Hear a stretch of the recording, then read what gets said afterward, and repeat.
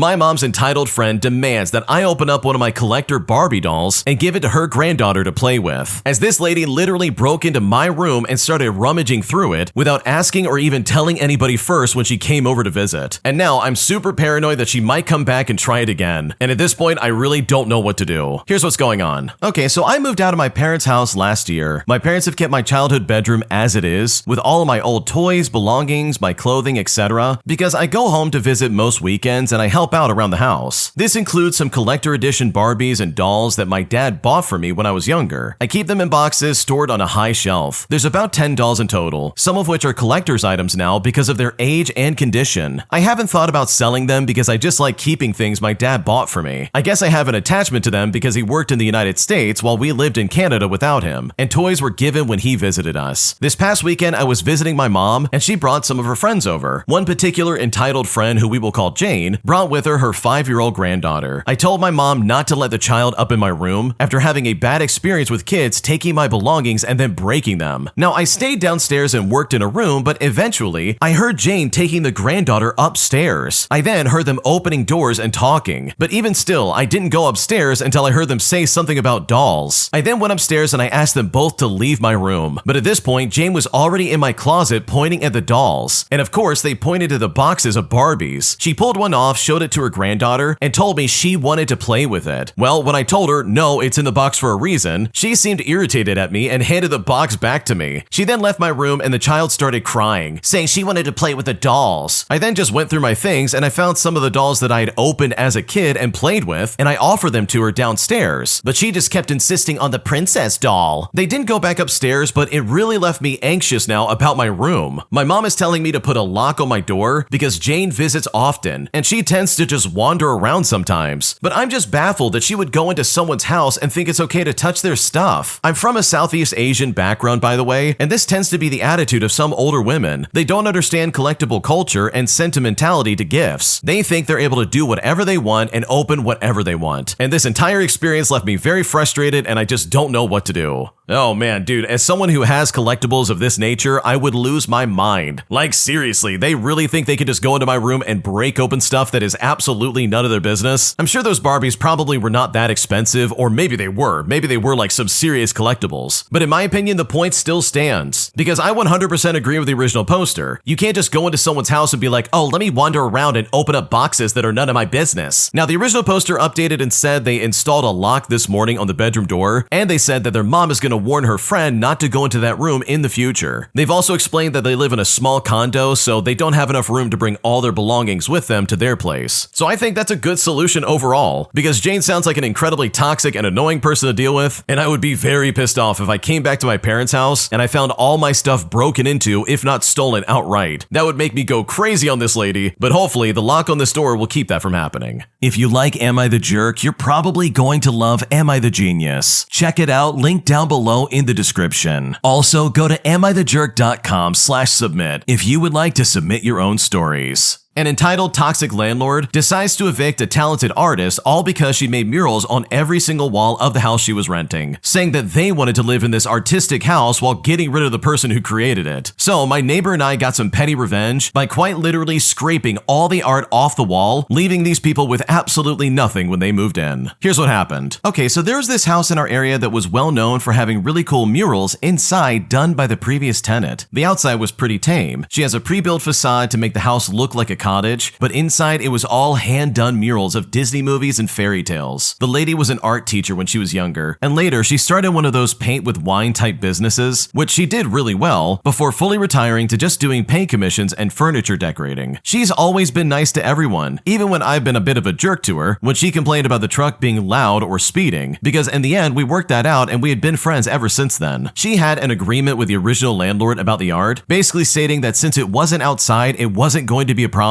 She's been living in that house since like the mid-1980s with promises of getting the house in time. Unfortunately, he passed before anything was signed and legitimized, and his kids ended up taking over. Now, one of the sons visited the house to inspect it with his daughter, and apparently they fell in love with it, and they wanted the art house for his daughter. Now, my neighbor didn't have a lease, which made the fight harder, and they used the art on the walls as an excuse to kick her out. She was devastated, but she was able to buy a property that fits her needs at the last minute in another state that had a full art studio area on the first floor. She originally wanted to leave the house as is without the cottage-looking front, but my friend offered to restore the house to Rebecca's standards for free, since he needed to figure out how to use powered paint sprayers anyways. He also had a friend that did landscaping to help her with the front of the house, and overall she agreed, and we moved all of her furniture out to storage units, and my friend let her stay in his guest house free of charge if she did a mural on the living room wall. And she basically had that house cleaned out in a week. On the second week, they buffed all the walls with sanders. All of the murals from the front to the back were gone. It literally just looked like blotches of color. And my friend, being the ever-diligent painter that he is, masked anything that wasn't paint and basically sprayed primer everywhere with his new toy sprayer. And trust me, this thing was pretty awesome. You could spray a whole wall in like 4 passes. After the paint dried, he used his Rebecca collection of colors to essentially kill the character of the house. And Rebecca condition is basically what we call flipper houses, as it's always the same stupid colors. There's white with grays all over the house and the crappy dark tone Perigo flooring. The flooring were tiles, so we left it alone, but the walls were white semi-gloss. The wood paneling walls, the trim, the switch covers, the outlet covers, the counters, and the cabinets were all sprayed in the most depressing shade of gray. The house literally looked dead inside when I went in to check it out, and it was seriously super weird not seeing all the murals. The front of the house was the last project she agreed to, as she gave his landscaping friend the bushes in exchange for the labor removing the cottage facade without breaking it. And the landscaper basically just ripped everything out and just dumped gravel and sand with a boulder for decoration. This weekend, I went to fix some problems at an old neighbor's house, and I noticed the house was still empty, and I asked the neighbor if he had seen anyone move in. He said earlier in the week there was some U-Hauls there, but none of them were unloaded, and that was the last time they remember seeing anyone there. And I really hope that daughter was in for a surprise when she saw that this house got turned into a basic nightmarescape that was incredibly dull. Oh man, this is really the way to do it, man. Everyone in the comment section is saying this, and I agree. If you're gonna kick me out all because you want my art, then guess what? The art goes with me. I'm gonna scrape that off the wall so you have none of it. Because seriously, what were they really expecting? Did they really think like, oh yeah, we could just evict them and then enjoy all this art for free? Like, dude, screw that. These people suck. They don't deserve to have this kind of like artwork for them to enjoy, while also kicking out the person who literally did it. Like, what a bunch of scumbags. Like, seriously. So good for you and this neighbor for getting this done, because honestly, these landlords absolutely deserve to get shut down. Am I the jerk for refusing to let my mom wear white to my wedding, even though she claims it's her last chance to feel beautiful? Because right now I feel very disrespected and I really am not sure what to do. Here's what's going on. Okay, so I just turned 23 and I'm getting married in October. My mom and I have always had what I would refer to as a rocky relationship, especially since I got engaged. She's been oddly competitive, commenting on my body, comparing our rings, like we're in like some kind of competition, saying things like, "This day is as much about me as it is about you." And I honestly thought she was joking until she showed me the dress that she bought, a white floor-length gown that looks exactly like a bridal dress. And you know what? I told her flat out, she cannot wear that because in my opinion, it doesn't match the occasion. When I said this, she got quiet and then burst into tears. She said this was an opportunity to feel beautiful before getting old, and that I'm selfish for not letting her have this one thing. I felt really bad about this, so I also offered to go shopping with her to find something elegant and more appropriate. And then all of a sudden her countenance changed, and she told me that I was controlling and ungrateful. What gave me peace though was that my fiance backed me up, as did my maid of honor. And now my mom is saying she's not going to come to the wedding, and my aunt says that I should just let her have this to avoid the drama. Now, I don't think I'm wrong for drawing a line here, but now part of me is wondering if I'm the jerk, because honestly, I don't know what to do. Dude, your mom is crazy. There is no way that this is appropriate. I guarantee you, the second she comes in there with that white dress on, she's gonna hijack your wedding and ruin your moment, because that's all she's trying to do. She's been competitive about your ring size and how your body looks, and just literally trying to take this moment away from you. So no, you're not the jerk for putting a line in the sand, because in my opinion, if she did decide to not show up, that probably would be for the best. Am I the jerk for leaving a bachelorette party early, all because it got way too expensive way too fast? Because right now I don't know what to do, and I'm honestly not sure if I'm in the wrong. Here's what's going on. I'm a 28-year-old female and I went on a bachelorette for the weekend. Prior to the trip, I let the group chat know that I'm on a budget and I need to know the expenses in advance before I can agree. And we all agreed on around $500, which I thought was doable. Before getting there, we paid for the hotel and we ride around since we were drinking, which was in total $300. We split it to where the bride wouldn't pay for these, which I was completely fine with. Then when I arrived, we had our dinner planned and we went to a fancy restaurant. I ordered the cheapest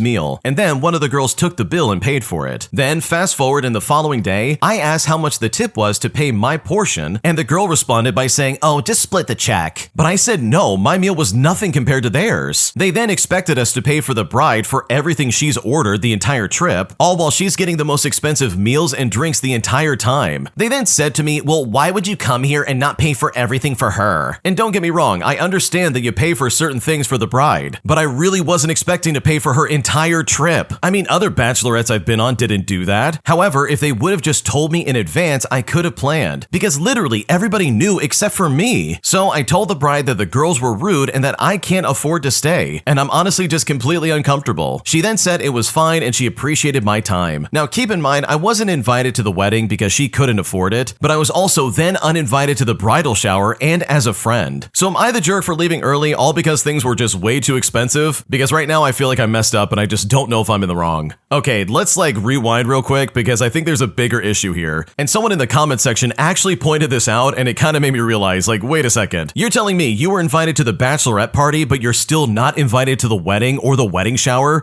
Dude, what's going on right now? Because it seems to me that these are not your friends, but instead they're like, "Oh, we can get some money out of her. If we invite enough people to this, it won't be as expensive." Or they could do exactly what they did and be like, "Yeah, let's just make her pay for everything." Dude, this is some crazy stuff going on right now. So to that extent, no, you are not the jerk here. These people all really suck. You were clearly only invited to cut expenses, and even then, they still didn't give you an honest accounting of how much everything was gonna cost. So yeah, these people suck, and I don't think these are your friends in the first place because no friend of mine would ever treat me like this. Because this whole situation is incredibly toxic. Am I the jerk for refusing to take my shoes off in my friend's house, all because I had a medical condition that would not allow me to do so? Because this caused his wife to cancel our Dungeons and Dragons session for everybody in the house. And now I'm not sure if I'm in the wrong or if I was justified in my actions. Here's what happened. I'm a 38-year-old male, and I was invited to a Dungeons and Dragons session with 4 other people at my friend's house who we will call Alex. When I got there, his wife answered the door and immediately asked me to take my shoes off because they have a strict no shoes policy due to them having a crawling baby. Well, I then explained to them that I have a medical condition that essentially makes the skin on my feet extremely fragile. Even mild friction or pressure can cause painful blisters and tears, so I have to wear supportive shoes with cushioned orthopedic insoles at all times, even indoors. Walking barefoot or just in socks causes me pain and can lead to bleeding. Well, she suggested I put grocery bags or socks over my shoes, but I told her that that's unsafe for walking and honestly just really insulting. She then said that she can't compromise her baby's health for my comfort, and when Alex came to the door, he told me to just deal with it for a couple of hours, or I wasn't welcome inside. I then told him I wasn't going to risk injuring myself over a Dungeons and Dragons session, and if my shoes were that big of an issue, then I would just respectfully leave. As I walked back to my car, I overheard his wife telling the other guests that were already there that the night was off because I made a huge scene at the door. And then later, I got a group text from Alex saying that he was canceling Dungeons and Dragons night because apparently it's not fair to expect everyone else to pretend nothing happened. Some of my mutual friends say that I overreacted and I could have just sucked it up, while others think that Alex and his wife were ridiculous for ruining everyone else's plans just because I decided not to stay. So am I the jerk here? Because right now I'm not sure if I did anything wrong. Okay, honestly, there is no reason why the original poster couldn't cover their shoes with bags. Seriously, that is a reasonable solution. You literally made this a big deal by being like, my comfort and safety is more important than this, I'm gonna leave. They didn't ruin the night, you did. So for you to be like, "Oh wow, look at the way they're handling this, they ruin everybody else's plans." But it's dude, the lack of self-awareness is so insane in my opinion, because if anybody ruined plans for the night, it absolutely was you. So yes, I think the original poster was a jerk, because putting bags over your shoes would have been an easy solution that even a toddler could have handled.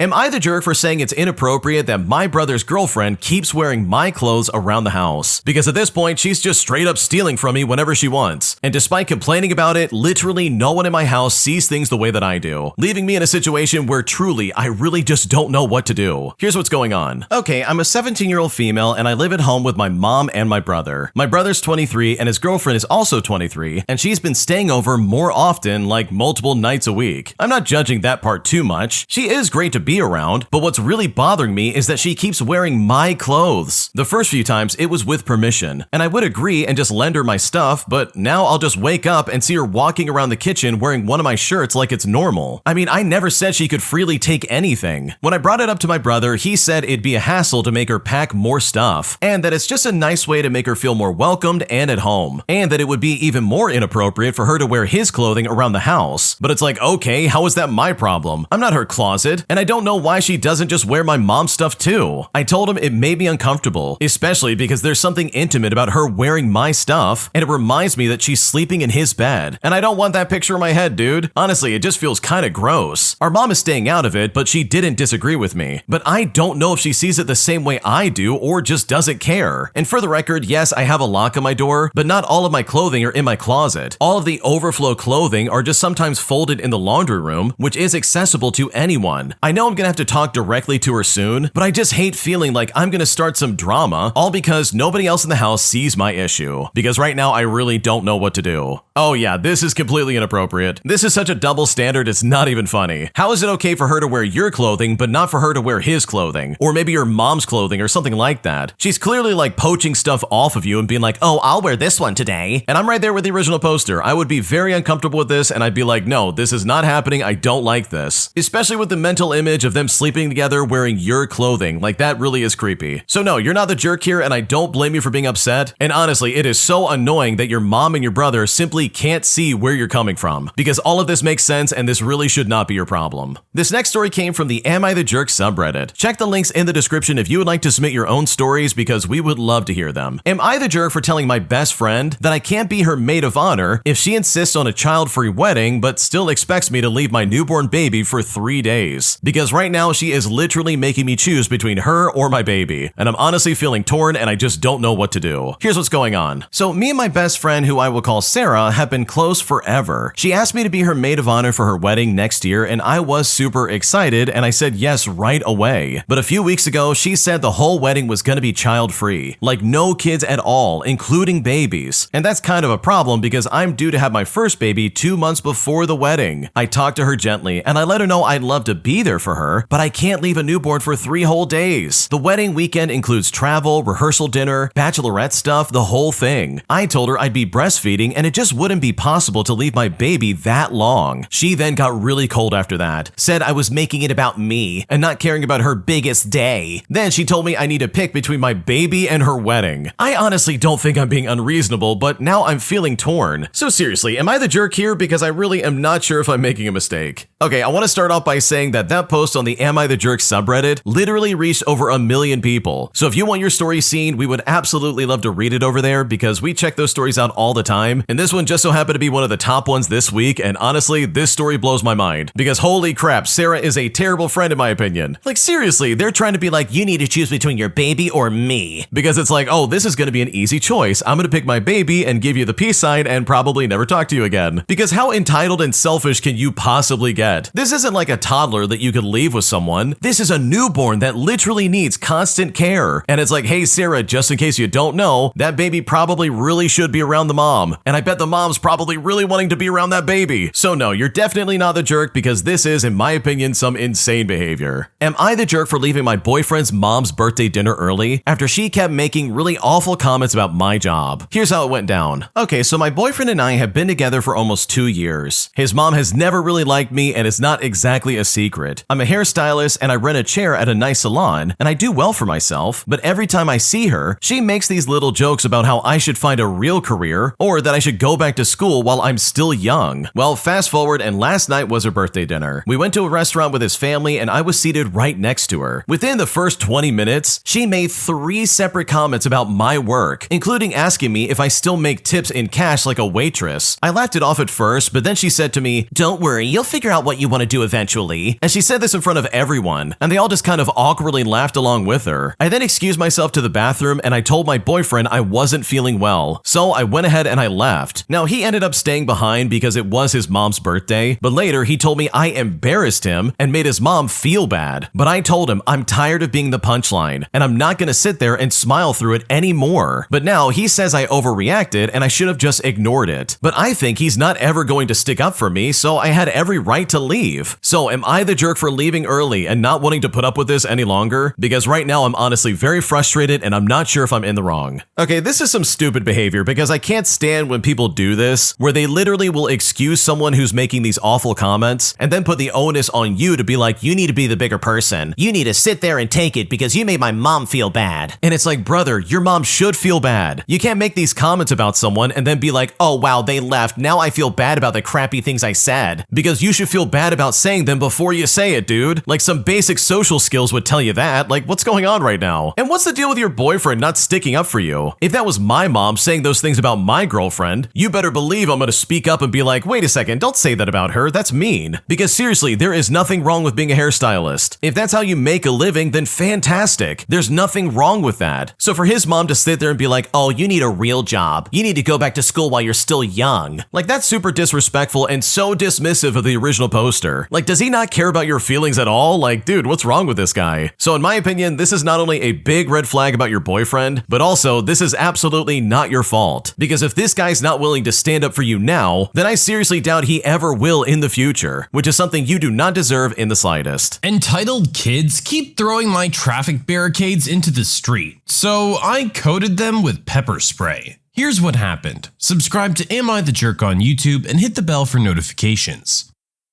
Let me start by saying the kids had to be in their late teens or early 20s. Two of them had tattoos. Not children, but young adults that still act like kids. I, 32-year-old female, work at a barricade company. Easiest way to describe it, I'm the one that closes down the traffic lanes and makes you late for stuff. This just happened 2 days ago. I had a lane closure that I needed to take off the road. I'm about halfway done when I get to a city bus stop with two guys and a girl. They asked me if I could give them a ride so they don't have to take the bus. I said, sorry guys, I can't, I'm working, and continued to take down the closure lane. The girl stood up and said, I effing hate rude, ugly C-words. I reply, congratulations, and keep doing my job. They keep yelling insults and I ignore them. When I was finally about 300 feet away, the yelling stops, and I see the guys had gotten up and started throwing the barricades into the street into the lane that is now open for traffic to drive in.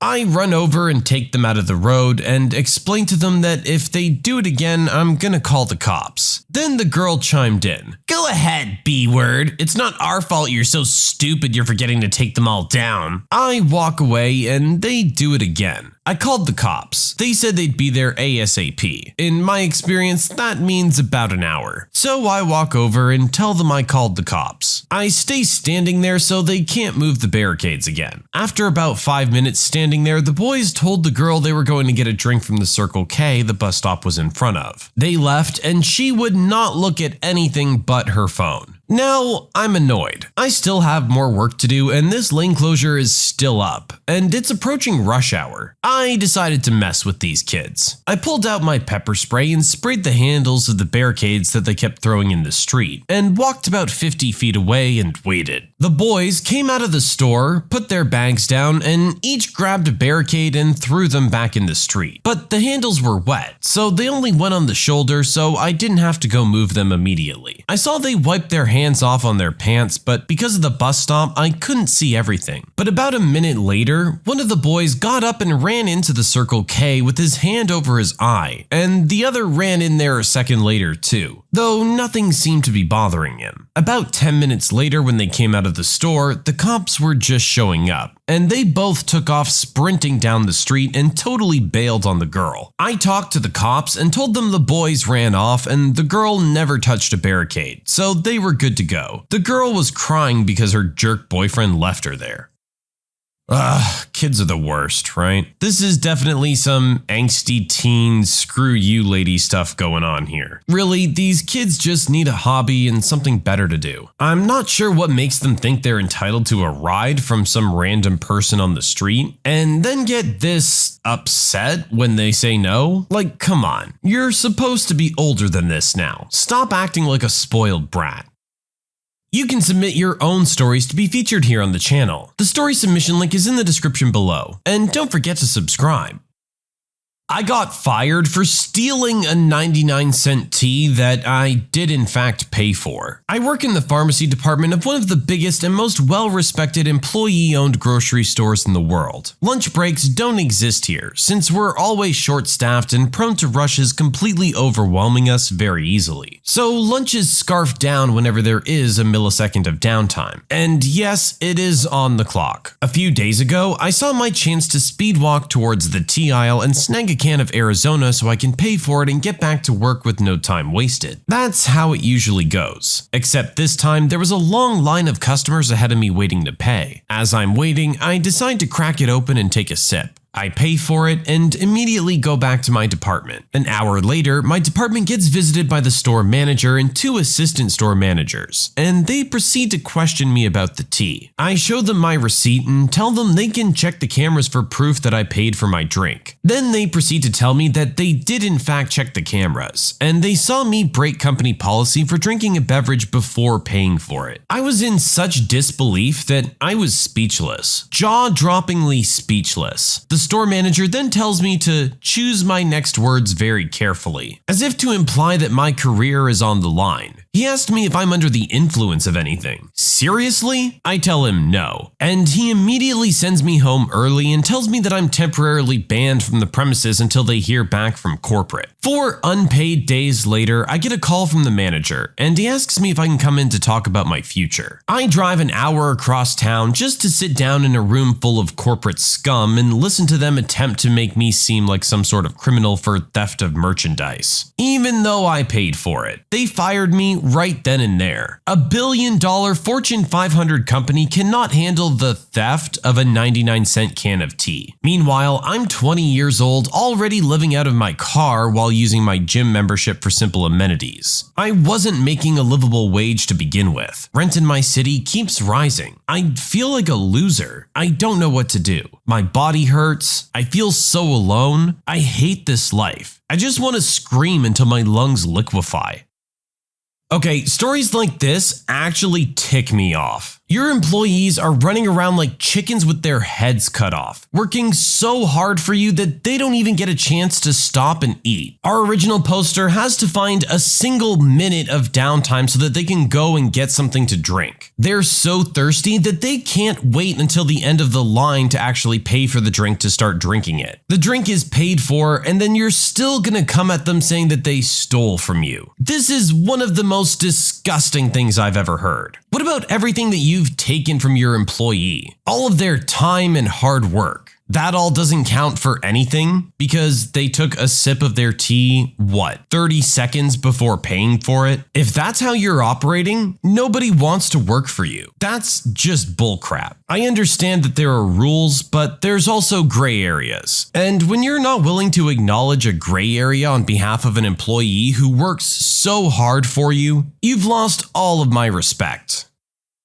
My crazy neighbor steals my packages and lets herself into my house. Crazy Pants was our next door neighbor who made everyone miserable by trying to tell people what to do, sticking her nose in business that had nothing to do with her, and being extremely entitled. Her adult children were equally terrible. Crazy Pants used to work in local government before she retired. This is probably where she developed her sense of entitlement from. She felt she could tell everyone what color to paint their homes and even what flowers to plant. If she didn't approve, she would tell you that you couldn't do it. That's where my late mom comes in. My mom was a tenants rep, an elected volunteer person who represents people in social housing. She was one of the best and fought hard for people to have the right to live in safe, clean, and affordable social housing. Because of this, people would come to her asking if things Crazy Pants were saying about their hedges being too tall and not being able to keep chickens in the garden were true. Yeah, we had a neighbor with chickens. And my mom would always let them know that Crazy Pants was telling them a lie. Because of this, Crazy Pants felt really bitter towards my mom and hated the fact that she was so well loved. Then, after I came back home, my mom was diagnosed with terminal cancer. She became extremely ill and was in and out of the hospital constantly for 8 months. Instead of showing compassion, Crazy Pants set about telling people my mom had a drinking problem and her liver was failing. Because of this, we completely refused to talk to her ever again, and our neighbors refused to discuss my mom with her. It drove Crazy Pants, well, crazy, that she couldn't find out what was going on. Crazy Pants had to know everything. She would listen at her window if we were talking outside. She was asking neighbors about us who told her to shove off, but the biggest insult was that she would open our mail. In the UK, if you're out when the postman arrives and they can't get the mail in the letterbox, it's common for them to take it next door and leave you a slip saying so. I was receiving packages for work stuff and also ordering mobility aids so mum could get around better. A lot of the time we were at the hospital, so Crazy Pants would take them. We noticed when we finally got them that the tape had been taken off and replaced quite often. Crazy Pants had also gotten into the habit of trying to stop the postman and get our letters for us. This behavior carried on even after my mum had sadly passed. I have no idea why she continued. Perhaps she thought we were hiding something from her. So in an attempt to stop her, I went to the post office website and found that I could register a safe space or a neighbor to leave mail with, and ask them to not give her our mail anymore. This drove her nuts. The postmen and women refused point blank to hand anything over to her. She no longer had access to our privacy. Then came December. During this time, there are a lot of temporary staff. And this guy clearly didn't know that Crazy Pants was out of bounds. So while I was out with my dog, my dad wasn't feeling too good. So he went down to lie for a nap and slept through the knocking of the temporary postman. Crazy Pants shoots out and offers to take the package. Sure enough, he hands it over and posts a slip through the letterbox telling us where it was. Now, I know what you're thinking. You're thinking that she opened this parcel too and that was the end. Nope. She went one step further. My grumpy dad hears noises coming from downstairs and thinks I've come home. He comes down the stairs and sees a big parcel on the table and goes to the kitchen to offer me a cup of tea. Instead of seeing me, he sees Crazy Pants going through our kitchen cupboards and clutching in her hand a couple of bills from our drawer. What the heck are you doing? Oh, hello. I brought around your parcel. Why are you in my kitchen? Oh, I just thought since it's December that the parcel might be an important present for Original Poster. It was something for the dog. I know you all wanted to know. I thought you might need it quickly, so I checked your front door and then your back, and the back door was unlocked, so better to have it indoors in case it rains. And then you decided to make a snack and amuse yourself by reading my water bill. What the heck are you doing, lady? Crazy Pants drops everything and suddenly starts behaving confused. Oh, where am I? This isn't my kitchen. I don't know where I am. And the Oscar for Best Actress. My granddad is fuming with the rage of 1,000 suns and grabs the wok and screams, "Get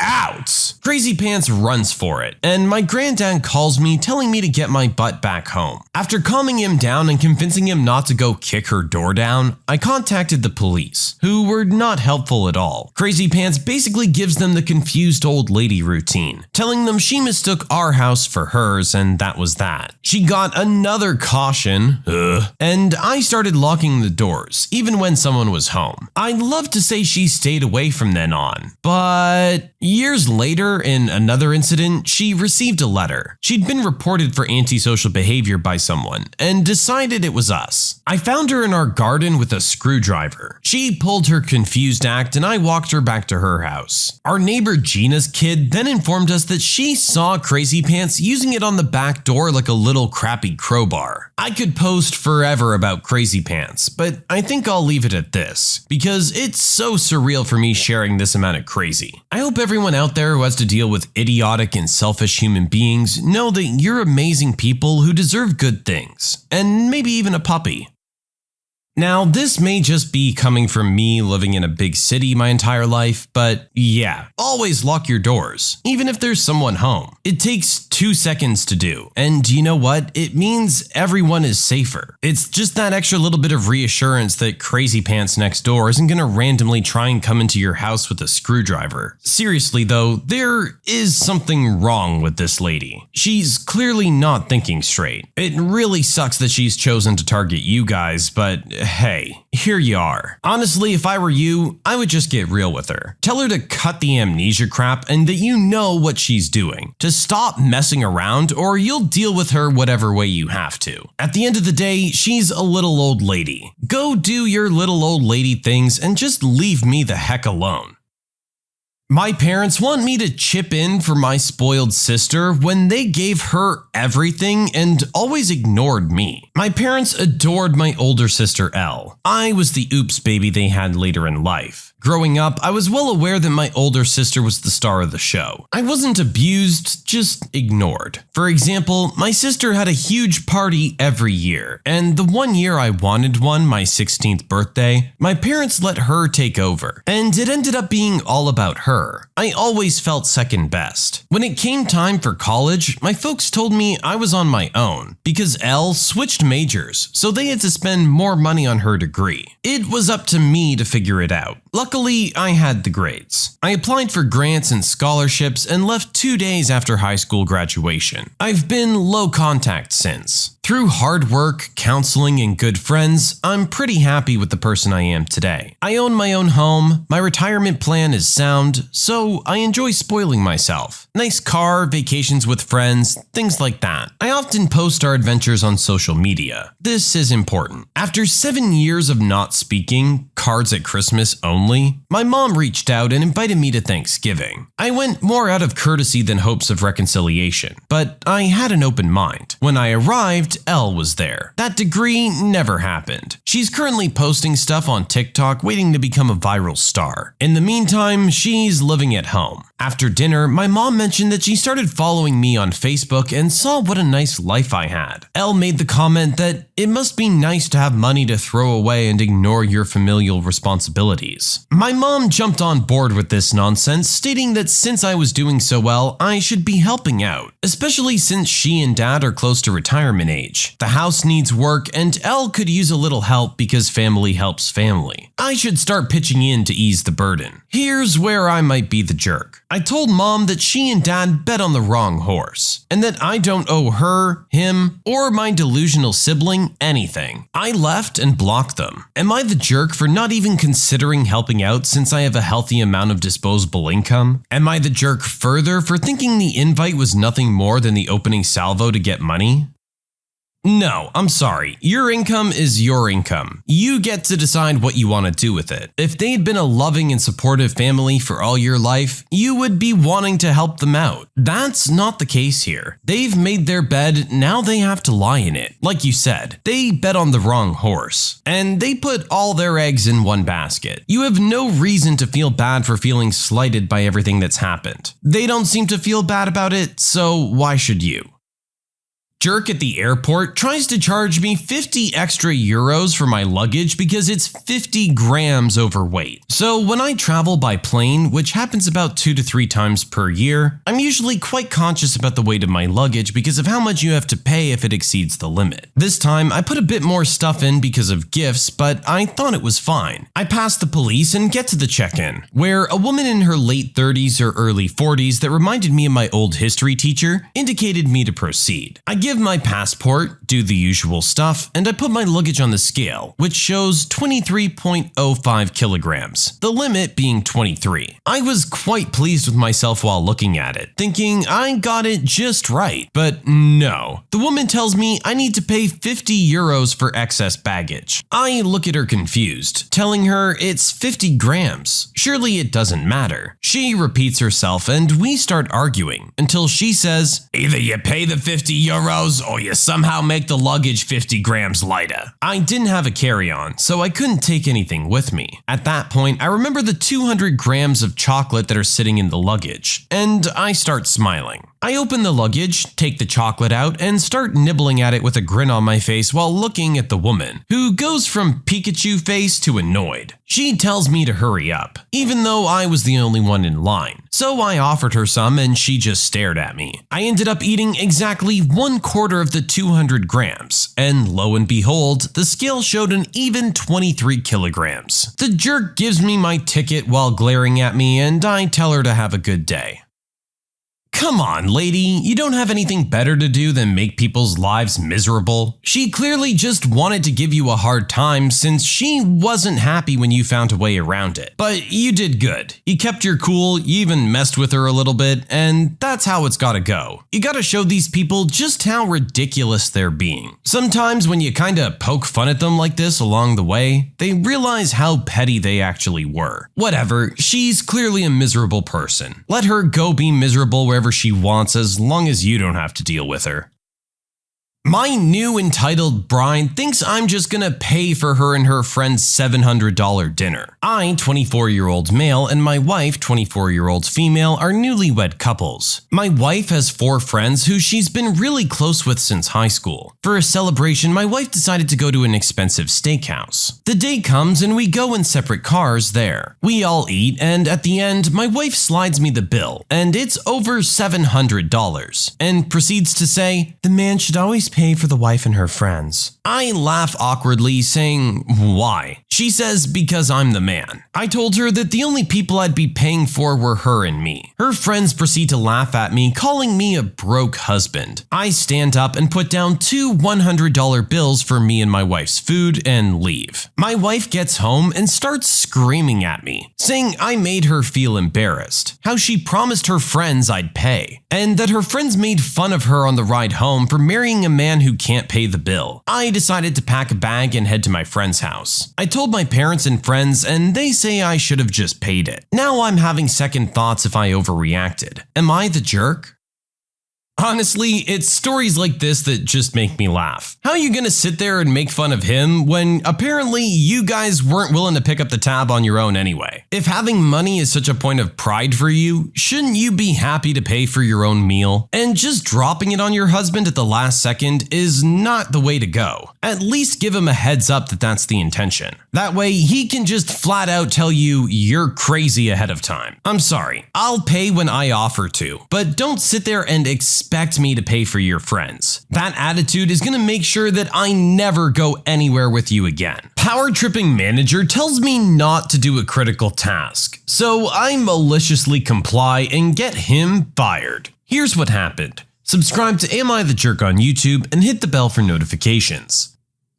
This was a few years ago when I worked in a 4-star hotel chain that would be very well known, and was part of a larger company that had hotels of varying status. I was about 24. There were a few of us that worked primarily in room service, and the breakfast shift was always a solo shift. One morning I started, and as was customary, I started doing my prep, folding napkins, setting up 5x6 trays with pastry, things like that, per the pre-ordered breakfast cards. So I would only need to grab the correct tea or coffee and hot food later, as well as a few extra all-purpose trays for the people who call for room service last minute. I get finished with this when the duty manager, who I can't remember his full name but remember his nickname was Prem, bursts into the kitchen with a dirty plate in his hand and sees me in my area while putting it in the pile of dishes for the kitchen porter. He yells across the kitchen, "What are you doing? It's so crazy out there that I have to help clear tables and you're back here? Get out and help." I replied that I hadn't gone up yet and was walking the halls collecting the trays left out overnight. And he yelled some more and repeated that if he, a manager, is clearing tables, I better help regardless of if my job is actually in a different area. For the record, Prem was a menace. I witnessed him yelling in college girls' faces until they cried several times. He would also routinely pick on anyone that was minimum wage floor staff. So I walk into the restaurant and the supervisor, Jen, is at the door and sees me walk in. She covers for room service and has worked it in the past, so she knows I should be collecting trays now so that the place doesn't look like a war zone upstairs.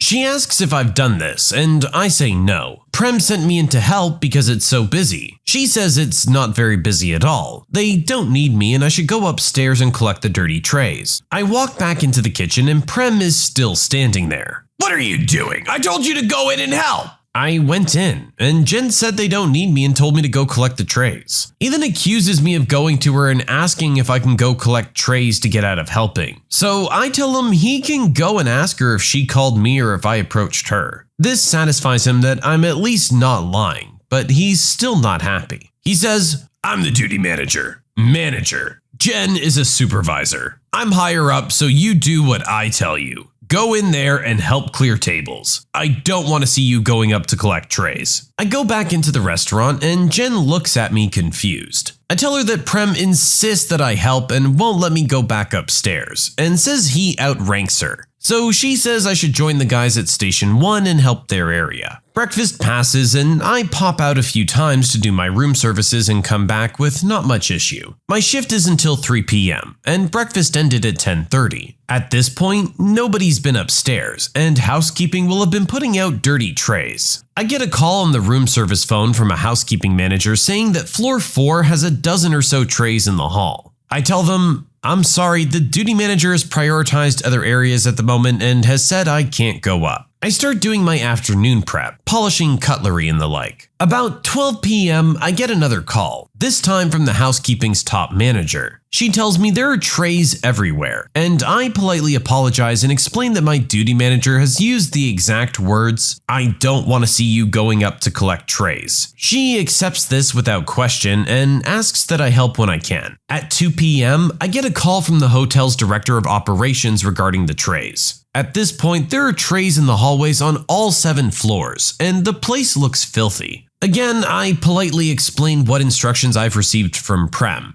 and this is accepted without further question, and he says he'll inquire into it. 3 p.m. arrives and I haven't heard anything else, nor have I cleaned up the pigsty upstairs. My replacement arrives and I tell him what happened and apologize for the fact that he'll have to collect these, but tell him why. He laughs and decides to leave it until somebody else calls and informs him they're there. Shortly after this, Prem left the company.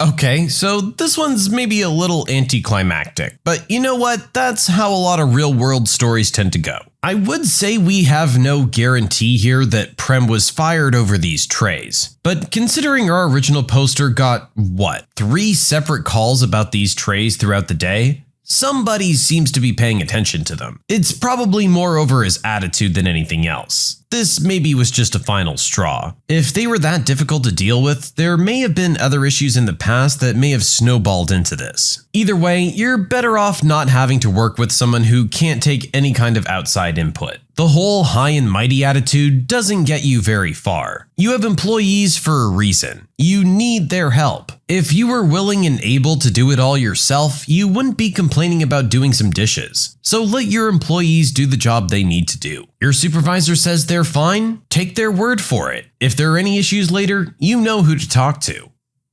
Entitled dad tries to call me out for not doing my job properly, so I embarrass him in front of everyone. I worked at Blockbuster circa 2003. When checking people out, there were 2 things you were supposed to do. 1. Read the titles of the movies and give the due dates. 2. Tell people to have a nice day or night and hand them their movies on the other side of the security gate. So a guy comes in with his 2 kids on a busy Friday night. He has a few children's titles and a softcore adult entertainment flick. I ring up the videos and tell him the due dates of the kids' movies, and say, the other one is due on this day, trying to save him a little embarrassment. I walk over to the security gate to hand him the videos where I'm planning on telling him to have a good night, but he's still at the register. Confused, I look at him and he says, "Aren't you forgetting something?" I think through the Blockbuster process and can't come up with anything. He has an indignant look on his face and says, "You're supposed to tell me to have a good night." I'm pretty stunned that a grown man is so reliant on the well wishes of an 18-year-old, especially since I would have given him what he so desperately needed if he'd walked over to the security gate. So I say, "Sir, I'm so sorry. Have a great night. Enjoy your copy of..." I look down at his VHS tape, then look at everyone behind him in line and raise my voice. "Married people, single sex." He turns bright red, and the lady behind him covers her face. Sort of felt bad for his kids getting caught in the crossfire, but there are always casualties in war.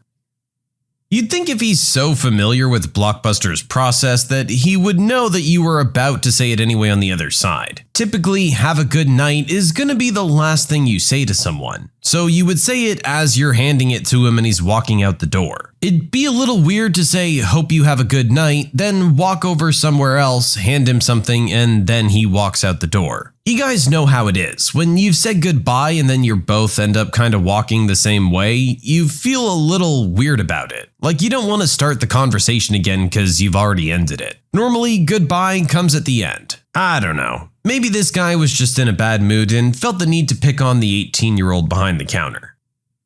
My brother and sister-in-law threw away my daughter's medication. Now, I've forbidden them from seeing her. I have a 4-year-old daughter, Emma. I'm an alcoholic and I've been sober for 2 years. My brother was Emma's court-appointed guardian from when she was 15 months old to just before her 3rd birthday. I had to fight for almost a year to get her back. My brother and sister-in-law are still upset that I took Emma from them and have called CPS on me numerous times and make it clear that they don't trust me to take care of my own kid. They love Emma and Emma loves them. So I try to take her to see them a couple times a month. A couple weeks ago, Emma caught the stomach flu from someone at her preschool. I'm in school full-time and had a midterm that day, so I asked my brother to watch her for a couple hours so I could take my test. They said they were happy to take her, so I brought her to their house that morning with her medicines, a schedule saying when she's supposed to take which medicine and the dosage, along with a bottle of Pedialyte and a few changes of clothes. I came to pick her up after the midterm,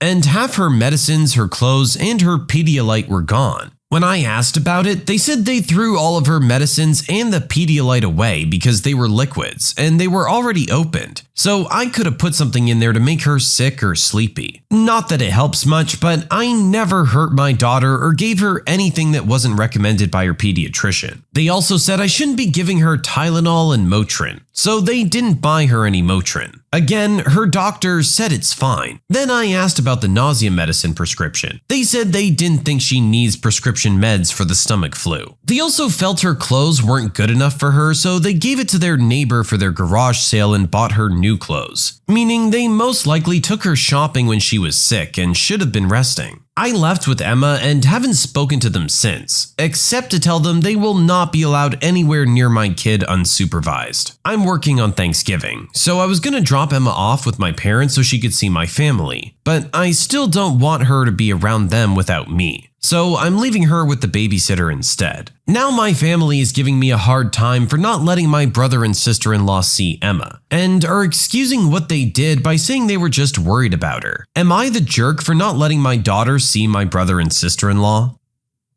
It sounds like they're mistaking who's the actual parent here. I guess there were some kind of issues where they needed to look after the kid for a bit. But you know what? You're on track and you're doing everything you can to provide for your child. These sound more like internet parents. They read stuff on the internet and just think that they know better than everyone else around them, including your pediatrician apparently. And to think that you're maliciously trying to hurt your own daughter is just crazy. Your family can't be enabling this kind of behavior and saying that, oh, they're just worried about her. No, that's not an acceptable attitude that you're out here trying to hurt your daughter and they're the good guys. That's borderline delusional. She is not your child. Yes, she loves you. Yes, you looked after her for a couple years. But I hope at the time that you understood that it wasn't going to be a permanent thing. I understand that you're attached, but you can't be putting down the mom like this. You need to be lifting her up and supporting her.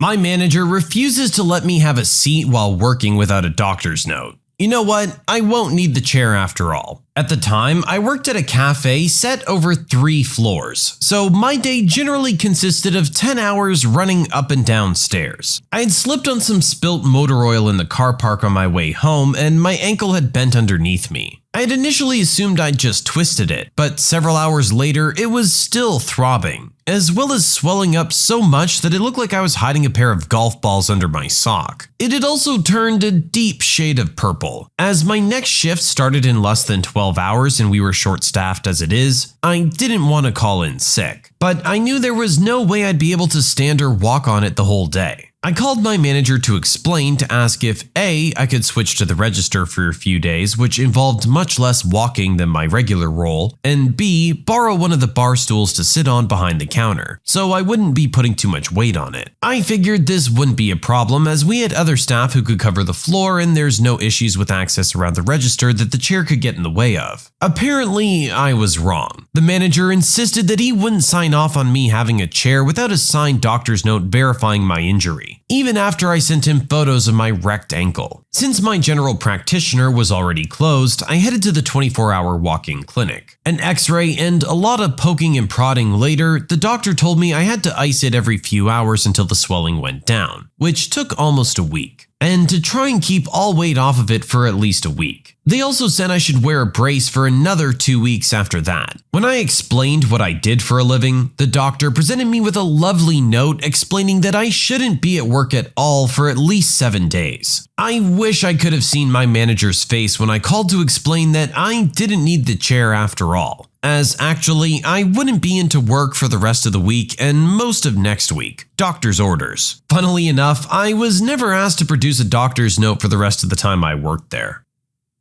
I mean, hey, he asked for a doctor's note, you got a doctor's note. Employers really don't realize what you go through to try and make them happy. You're sitting there with an ankle swelled up to twice its size, and you're worried about having to call in sick. That shouldn't be the case, ever. I get that you're short-staffed, but you know what? That's not your fault. That's the management's fault. They need to hire more people. Unfortunately though, they don't. And it's the employees that suffer when you call in sick. And that's why you end up feeling bad about it. But you know what? I guess the manager's just gonna have to figure it out this time. Maybe if you had hired more people, this wouldn't hurt so much because you'd have someone available.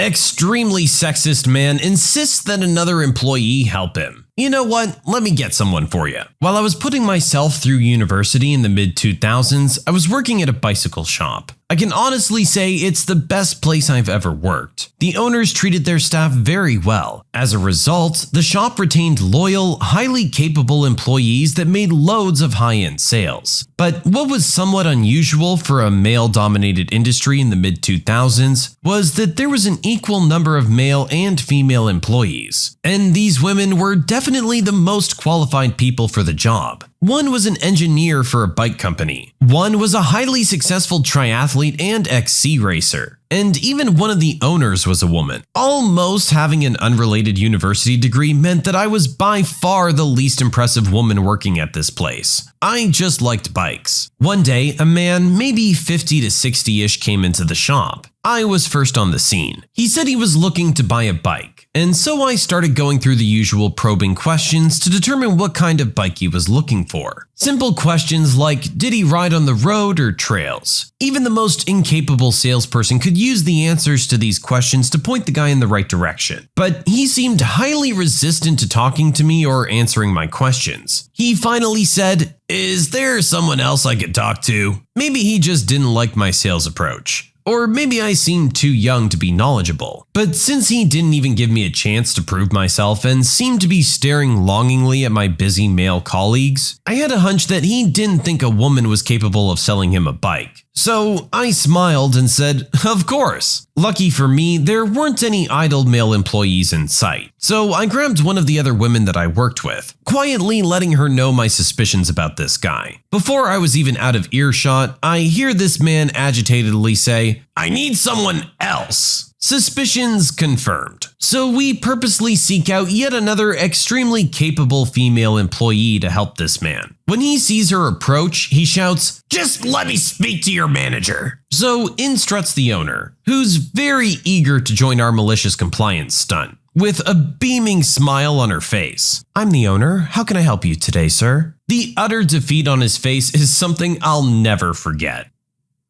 I hate to break it to this guy, but as a 50 to 60-year-old dude, these girls are probably way more athletic than you. And regardless, they work in a bike shop. They have at least some knowledge from just being around it. To just write them off immediately because they're female is just ignorant. What would have been really great is if you had one guy there who knew absolutely nothing, or it was his first day or something, and you sent him over. Meanwhile, the girls stand nearby and talk very in-depth about bike stuff. That would have been another great way to deal with it. But hey, you guys had the numbers, and that's the approach you went for.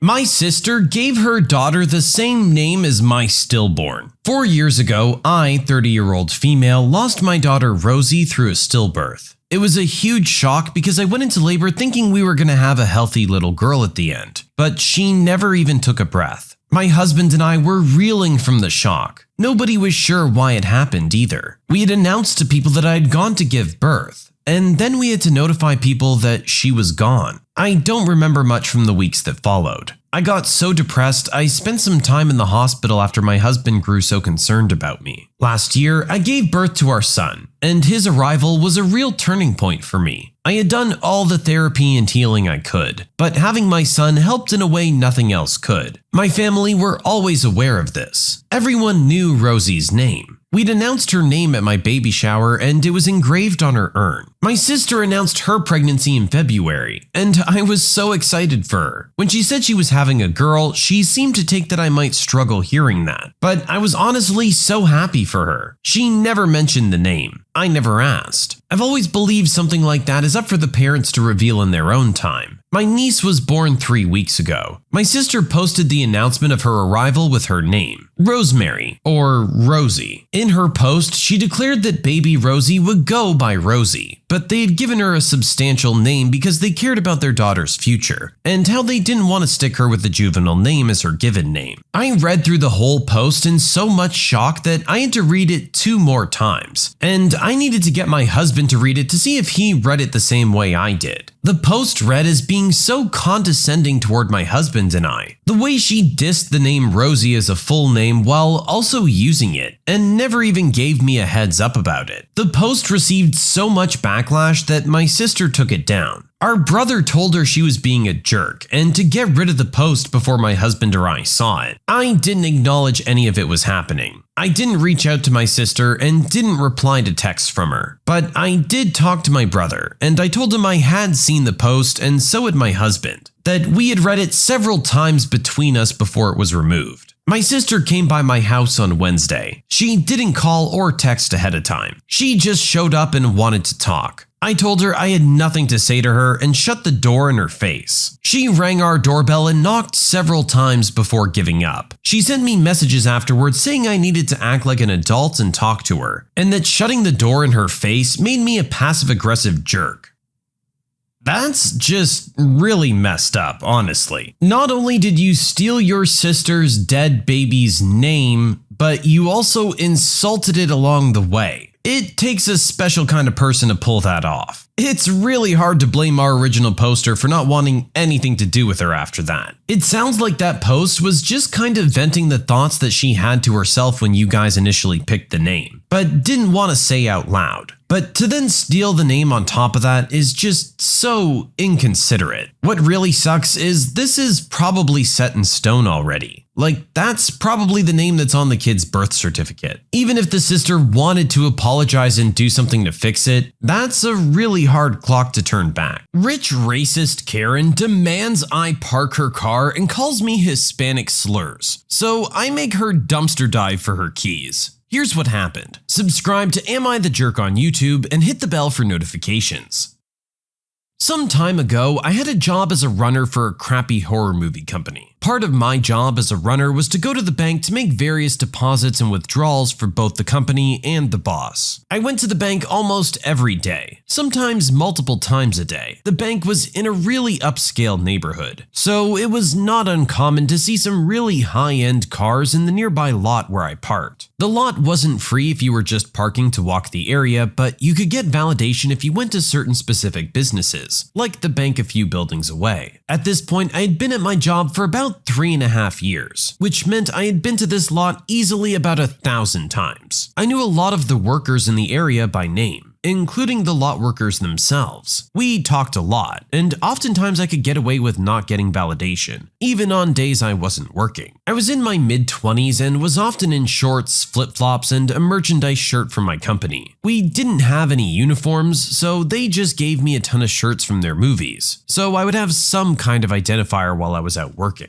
Now, I should mention that I'm Hispanic with pretty dark skin. I normally wouldn't even bother mentioning that because who cares? You know who does care? Rich entitled people. I've seen my fair share of veiled racism and typecasting over the years. Heck, even at that lot, I've been asked multiple times to park people's cars. They usually apologize and look embarrassed when I point out the guys in the polo shirts and vests with the name of the lot on them. So I usually just roll my eyes and go about my day. Occasionally, I'll get someone rude that will snap their fingers at me, which I extremely hate, or chuck their keys at me. I'm usually a little more of a jerk in those instances, but nothing major. On this day, I was in a fairly poor mood. My company was starting to do some shady stuff and was screwing over employees. A lot of people hadn't been paid in weeks and I was on half checks. The only reason I got any money was because the main meat of my job had me driving anywhere from 4 to 12 hours a day, and I can't do that without gas, which they reimbursed me for on top of my paycheck. So on my way to the bank, I bought a strawberry smoothie for lunch, as I knew there was no chance I was going to make it back to the office to eat the food I brought. I pull into the non-valet parking in the lot, chat with the attendant while I grab my ticket, and start walking towards the bank. I hear someone shouting, "Jose! Hey, Jose!" But I obviously ignore it, as my name is not Jose. I walk past the lady shouting when I feel something smack me in the back of the head, dropping my glasses. I picked up my glasses and turn around and see this red-in-the-face lady glaring angrily at me. I was super ticked. I looked down to see what hit me, and of course, it was her car and house keys. This jerk literally threw her keys at a stranger's head. She was driving some really nice Escalade that looked like it was probably fully loaded and detailed regularly. I pick up her keys and shout, "What the heck, lady?" She shouts back, "Didn't you hear me calling you, you insert slur here? It's your own fault for ignoring me. I'm late for my hair appointment. Just shut up and park my car." I was absolutely dumbfounded. I tried to explain to her that I didn't work there, but she was not having it. Every time I opened my mouth, she called me something even more demeaning and racist, questioning my intelligence and threatening to get me fired. She started walking away, so I decided, screw it. I quickly walked up to the restaurant next door and shouted, "Hey, jerk!" She turned around, steaming at her ears. I said as calmly as I could manage, "I don't work there." Then I dropped her keys in my half-full smoothie and chucked it as hard as I could into the restaurant's dumpster. The look on her face when the cup exploded in pink chunks as her keys dropped into a stanky dumpster was absolutely the freaking best. I walked away, flipping her off as she turned and ran back to the attendants. After I did all my bank business, I went back to the lot and saw her shouting at the lot security and pointing at me. The security guard, who of course I knew, asked me what happened. I told him she threw her keys at me, started shouting obscenities, and refused to take them back when I tried to explain that I didn't work there, and also that I threw them in my smoothie and chucked them in the trash next door. He was holding back his laughter when I finished. She tried to get him to call the cops on me, but he explained to her that she willingly gave me her keys and refused to take them back, telling her that she should have taken that extra second to listen to what I was trying to tell her. She then demanded that one of the workers go into the dumpster and fish the keys out, but he just pointed at the sign that said that the lot takes no responsibility for lost or stolen property. He then informed her that her Escalade was blocking traffic in the lot, and that if she didn't move it in 15 minutes, he'd call a tow truck to move it. She did not like that, and she let him know she didn't through racist ranting and grandstanding. He stood there quietly the whole time and took it. When she was finally finished, he looked down at his watch and told her, "You have 7 minutes left, ma'am." Wouldn't you know it, she angrily trudged off towards the dumpster. We had a good laugh about it, but he told me not to do it again. As I pulled out of the lot, I got a nice view of her in the dumpster, furiously throwing everything everywhere. I honked and waved as I passed and went about my day with a big smile on my face. The next day, one of the lot guys told me that they ended up having to tow her Escalade. I guess she couldn't find her keys. Oh well, hope the hairdresser didn't mind her smelling like garbage. I'm not sure about the legality of all this, or if I would have been in any actual trouble if the police had been called. She just caught me on a bad day. I don't feel the least bit sorry about what I did though. I guess the moral of the story is don't be a racist jerk. And also, don't just give your keys to anyone like an idiot.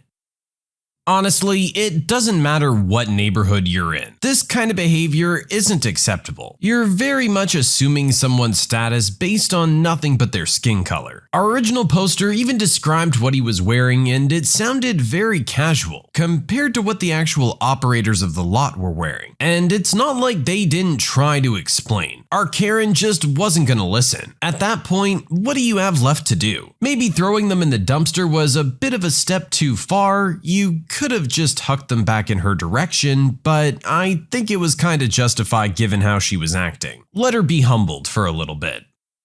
You can submit your own stories to be featured here on the channel. The story submission link is in the description below. And if you want to listen to some vibey music in the background, check out Easy Mode, also linked below. And don't forget to subscribe.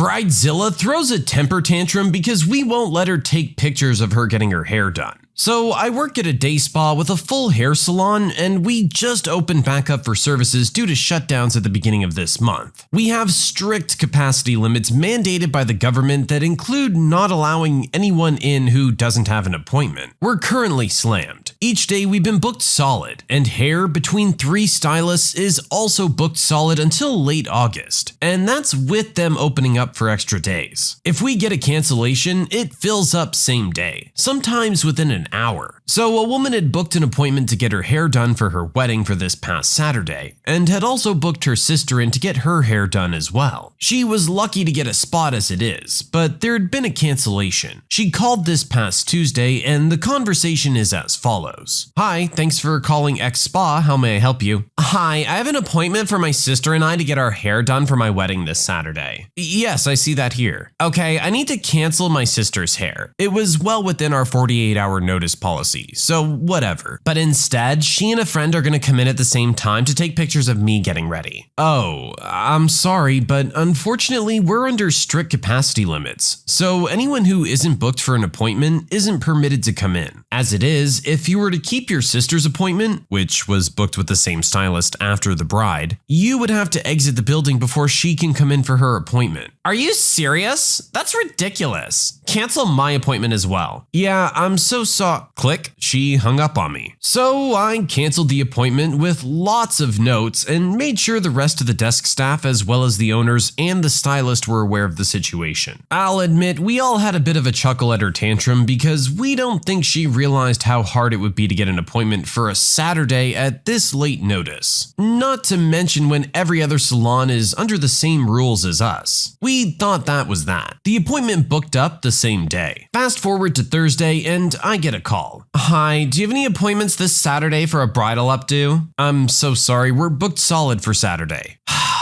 Okay, thank you. As I hung up, I looked at the call display. It was the client who canceled calling from her sister's phone. I confirmed the name and phone number in our booking system. Exact same one. I was losing my mind. It seems like they did indeed try to book somewhere else and had no luck, so tried calling us back. Congratulations, you played yourself because you threw an adult temper tantrum the week of your wedding.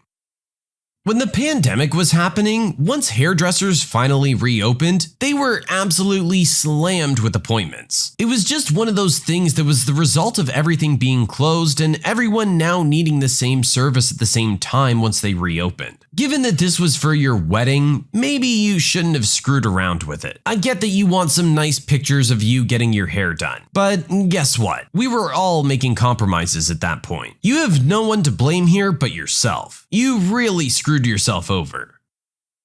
Entitled customer demands that I weigh their food to make sure they got the right amount. Sure, let's do that. First, a bit of background. I own and operate a barbecue and grill restaurant. We run a special promotion for the Euro. We have a promotion for 1 kilogram of skewers, pork or chicken for $6.50. This happened on Saturday night. A group came to watch the match between Belgium and Portugal. One of them is a guy known to almost all of the restaurant owners in town. Let's call him Jerk. Jerk has a tendency to complain about the food in order to get freebies, either something extra or the whole order. They place their orders and about 20 minutes later they're served. A few minutes later, my head server Mary comes inside. Give me the scales. I'm slightly confused and sweating over the grill since we had a lot of orders. What for? Just give me the effing scales. I give her the electronic scales. She grabs an empty plate and heads outside. I follow her because I know something is up. She goes to the group that includes Jerk, puts the scales on the table and proclaims, "Let's weigh them." You see, Jerk had ordered the promotion and then said that his order was missing almost half of it and demanded 4 more skewers to make it correct.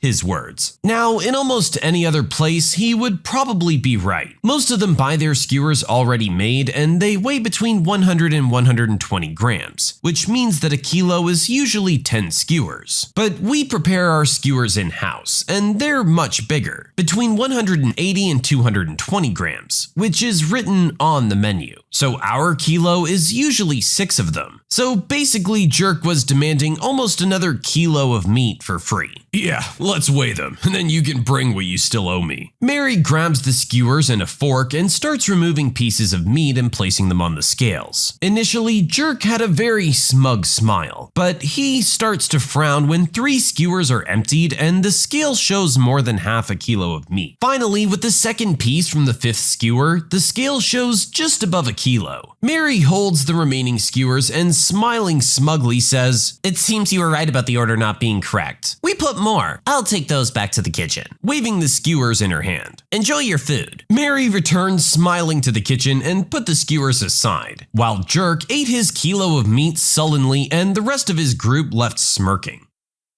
This is one of those scenarios that's just too perfect. This guy's been going around trying to rip restaurants off left, right, and center, and he tried it again here tonight, not knowing that it would result in the exact opposite scenario for him. The only person he ripped off here was himself. He probably lost about 20% of his meal there because he just couldn't keep his mouth closed. I'm sure he's going to continue to try and still pull his usual stunts elsewhere, but maybe he'll at least learn not to question your menu.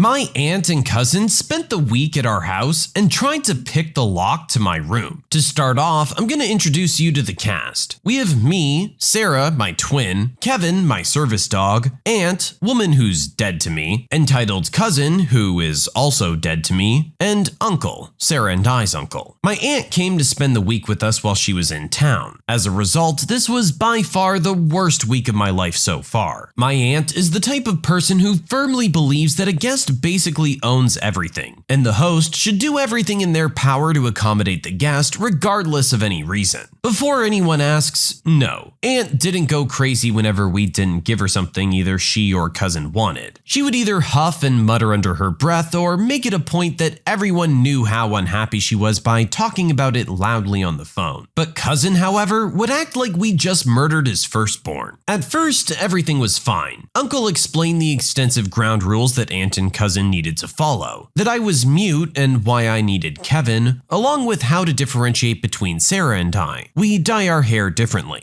I'm not going to go into the details of the rules except for the major one, which is also the one that cousin and subsequently aunt took extreme issue with. Don't go into Sarah and original poster's room, period. I know that Uncle went to great lengths to explain this rule and the importance of it. Why, you may ask? Because Aunt argued with Uncle about why the rule even existed, and Uncle ended up having to raise his voice, which quickly ended the argument altogether, finishing it with a threat of kicking Aunt and cousin out of the house if he so much as hears a hint of either of them trying to enter the room. Of course, Sarah and I quickly learned how seriously they took the rule. Now, the door to Sarah and I's room has 2 locks on it, a deadbolt and a doorknob lock. To those who may be wondering, Uncle had them installed per Sarah and I's request shortly after Uncle was granted full custody of us. Uncle, of course, has a key in case anything happens, but he respects Sarah and I's need for privacy, so he just calls for one of us if he needs us. For obvious reasons, neither aunt nor cousin were given a key. For the first 2 days, there weren't any issue. As usual, I would go straight to our room so neither of them could try to interact with me. But that didn't stop cousin from incessantly knocking and asking to come in and play on our Xbox. Sarah would say no, but when she wasn't there, I'd just slide a note under the door which promptly said no. Cliché, yes, but neither Sarah nor I trusted cousin or aunt with our cell numbers, so notes were the best thing. The 3rd day, aunt was waiting for Sarah and I to get home.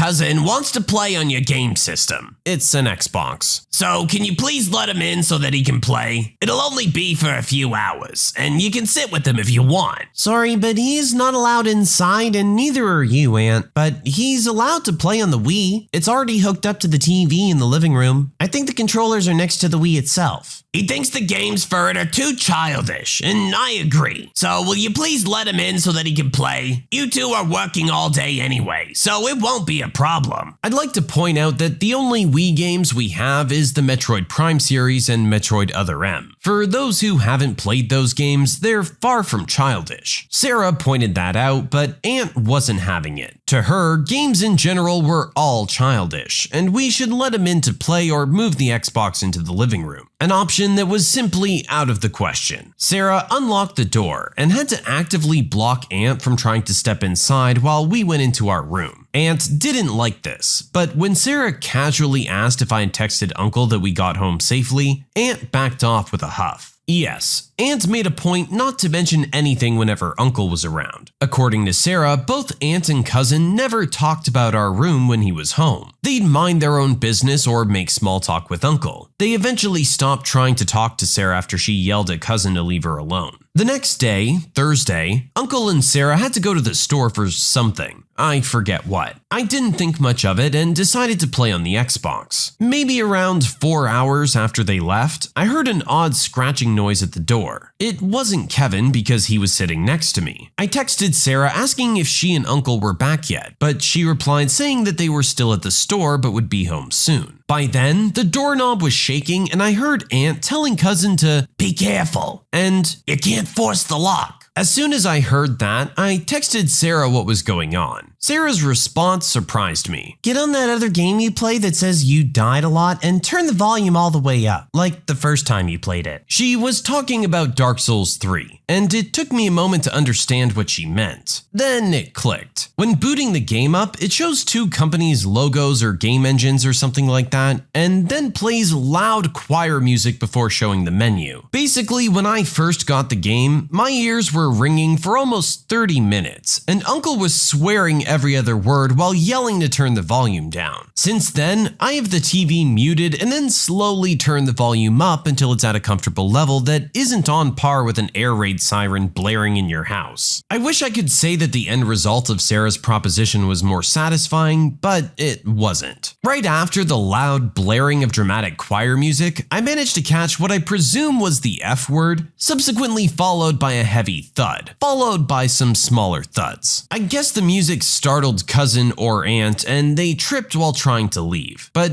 I don't know. The music is, as I said, really loud, and I had my headphones on because I didn't want my ears to be ringing. According to Sarah, when she and Uncle questioned Aunt, she kept demanding to know what kind of games I'm playing, why I would play it so loud, and what reason would I have to play games in the first place. Aunt then accused me of ruining her nap and nearly giving her a heart attack in the process. When Sarah asked why she was trying to pick the lock, Sarah mentioned two little statements I overheard. Aunt claimed that she had no idea what Sarah was talking about, and that I was clearly hearing things if I play games at that volume all the time. Aunt demanded that I apologize to her and cousin for having the TV at max volume and scaring Aunt like that. But Uncle immediately shot her down, telling her that if she ever dared to do that again, he'd kick her out. When Aunt pointed out that he previously said he wouldn't hesitate to, Uncle said, "Well, if you'd prefer I immediately take the girls at their word, then the door's right over there." Sarah then explained that Aunt wasted no time in trying to correct herself and apologize, but Uncle brushed her off. Aunt did a lot more, but that's another post when I get the time. Now, you may be wondering why we wouldn't let Aunt or cousin into our room, why we didn't just move the Xbox into the living room. The reason is that Sarah and I have a very deep distrust towards anyone in general, doubles for anyone in our family, which was developed over the entirety of our time in high school. When Uncle told us about Aunt's impending arrival, we weren't sure what to think. To Sarah and I, our family's dead to us, so finding out that we had an aunt who hadn't disowned us was a bit of a shock, but we weren't about to welcome them with open arms. Uncle made our views very clear to Aunt, and even went so far as to have her explain to Sarah that she understood our apprehensiveness. I couldn't bring myself to be there because of my anxiety about the whole situation, so Sarah explained it to me afterwards. So Aunt knew full well just why we were refusing to let either of them into our room where we spent a vast majority of our time. With Aunt and cousin in the house, our room was the only place we could go to relax in peace. So we weren't about to let someone we only just met into our one place that we can call our own. Regardless, I doubt we're going to be seeing my jerk aunt or entitled cousin again anytime soon.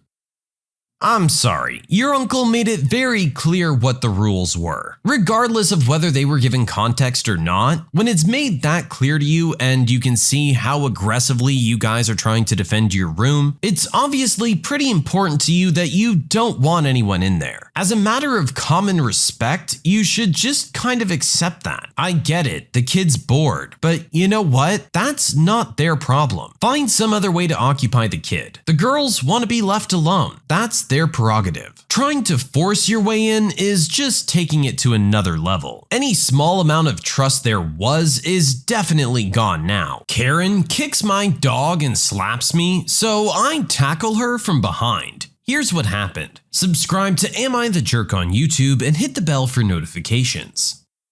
A year or so ago, I had an encounter with an entitled mom. I was walking my dog, Hades, black German shepherd, and sometimes people get scared of him, so I'm understanding about it. He's a big dog. Right now, I'm studying veterinary medicine. My uni is outside of town on a hill, and there are basically all kinds of critters around. We have a little fenced-in area used for classes that the uni lets the dogs run free and play in when the weather allows it. Students are allowed to use it too. There's some very old equipment for dog training. I decided to take Hades there.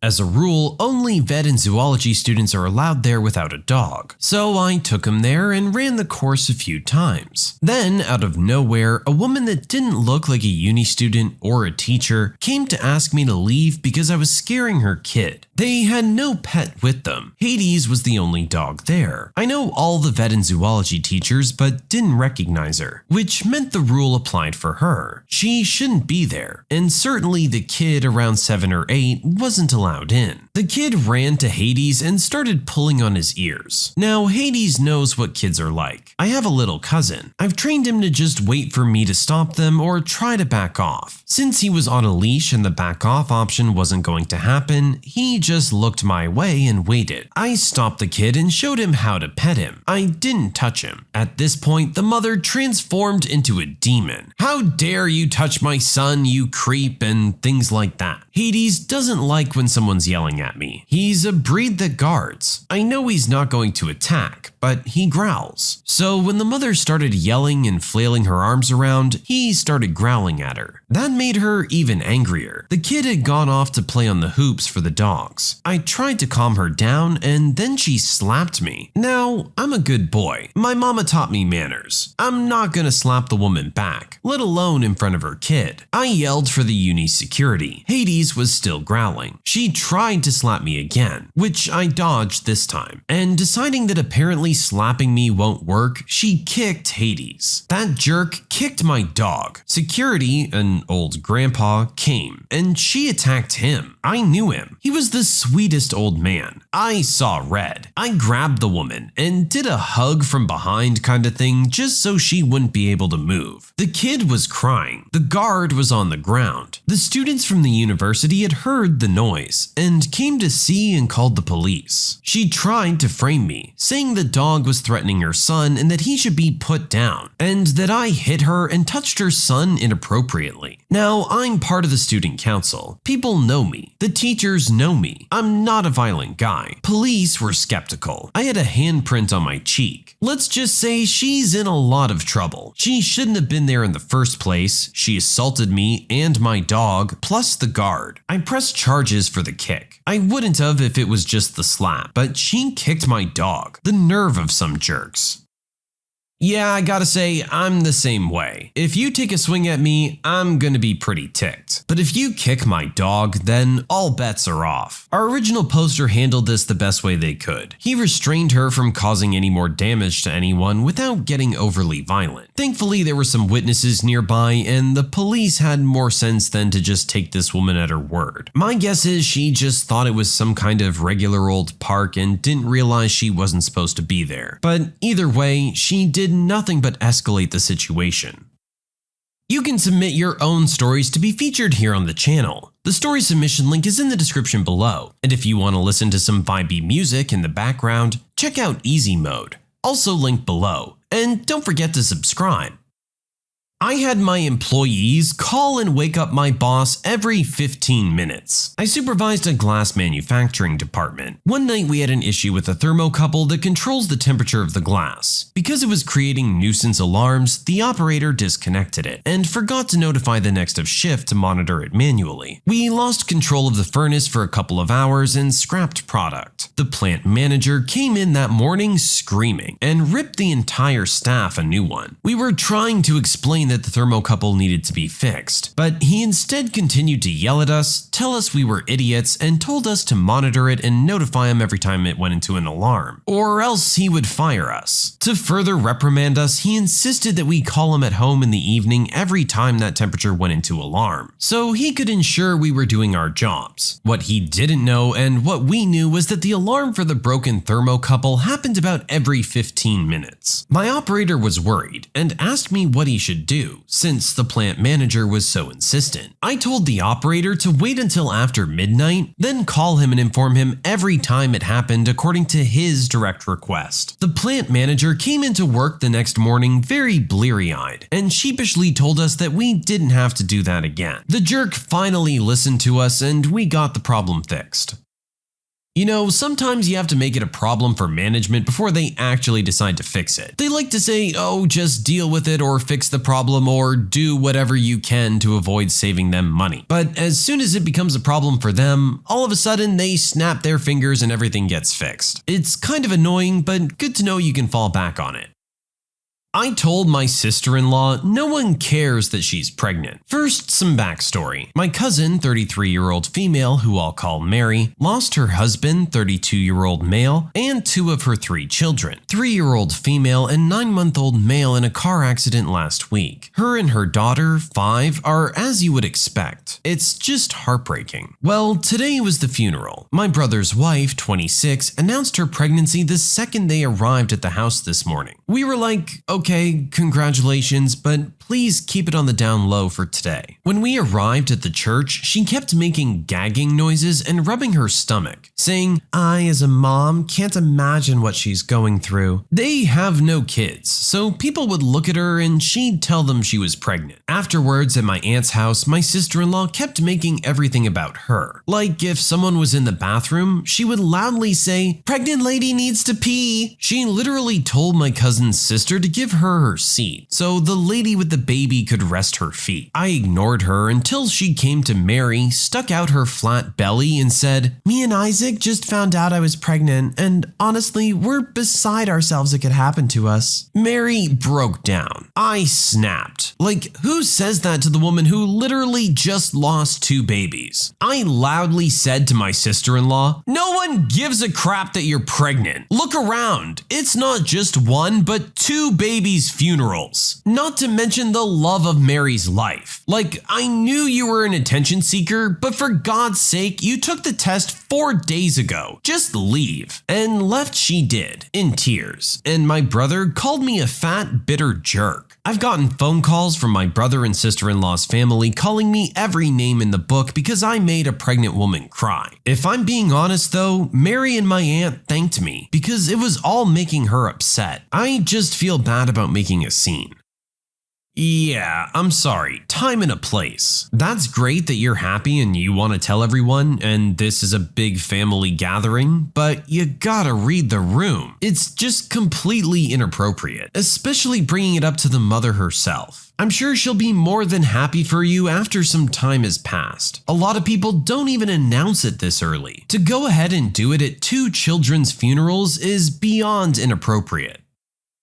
My friend was bragging about being able to speak Swedish until I started speaking it to her. I'm Swedish and have lived in the US for about 5 years. I met my girlfriend 3 years ago and hit it off immediately. Last week, we celebrated her birthday, and she had, like usual, invited friends to the party. One of them we can call Linda. The evening was going well. We had talks, games, and fun. My girlfriend and Linda spoke about some new acquaintance from Germany or something, and Linda reached out and said she had Swedish heritage and was really proud because she spoke the language fluently, because her mormor, or grandma in Swedish, taught her. Well, you can imagine I was thrilled, since the only times I get to speak Swedish now is on the phone and online in chats with friends. So in Swedish, I said to her, "Cool, then we can talk a bit of Swedish if you want. It's been a long time since I could speak Swedish with somebody in real life." She looked at me, and you could immediately tell from her expression that she had no clue what I had just said. She tried to get back on track and said, "Sorry, you caught me off guard. I didn't know you were Swedish. Could you repeat that?" So again, in Swedish, I said, "Yeah, I thought we could talk a little Swedish." She then really stumbled over a few words, which made it obvious that she knew a few words, but definitely not on a conversational level. It was understandable, but not correct. The rest of the night was tense, to say the least. She kept looking at me like I had ruined her plan and made her the villain. I don't even care if she could speak it or not. I just wanted to talk to someone. The evening went by and they all left. The next day, after my girlfriend had a talk with her, she explained that Linda was really mad at me for embarrassing her in front of everybody. I told my girlfriend that I did in no way do that, since all I did was ask her if she wanted to talk to me, and then repeat myself since I thought she didn't hear me the first time. I thought she just hadn't activated her ear for other languages, which happens to me all the time. I get just as surprised and miss out on what's said if someone suddenly speaks in another language that I understand. Now I'm the bad guy apparently. What do you think? Am I the jerk?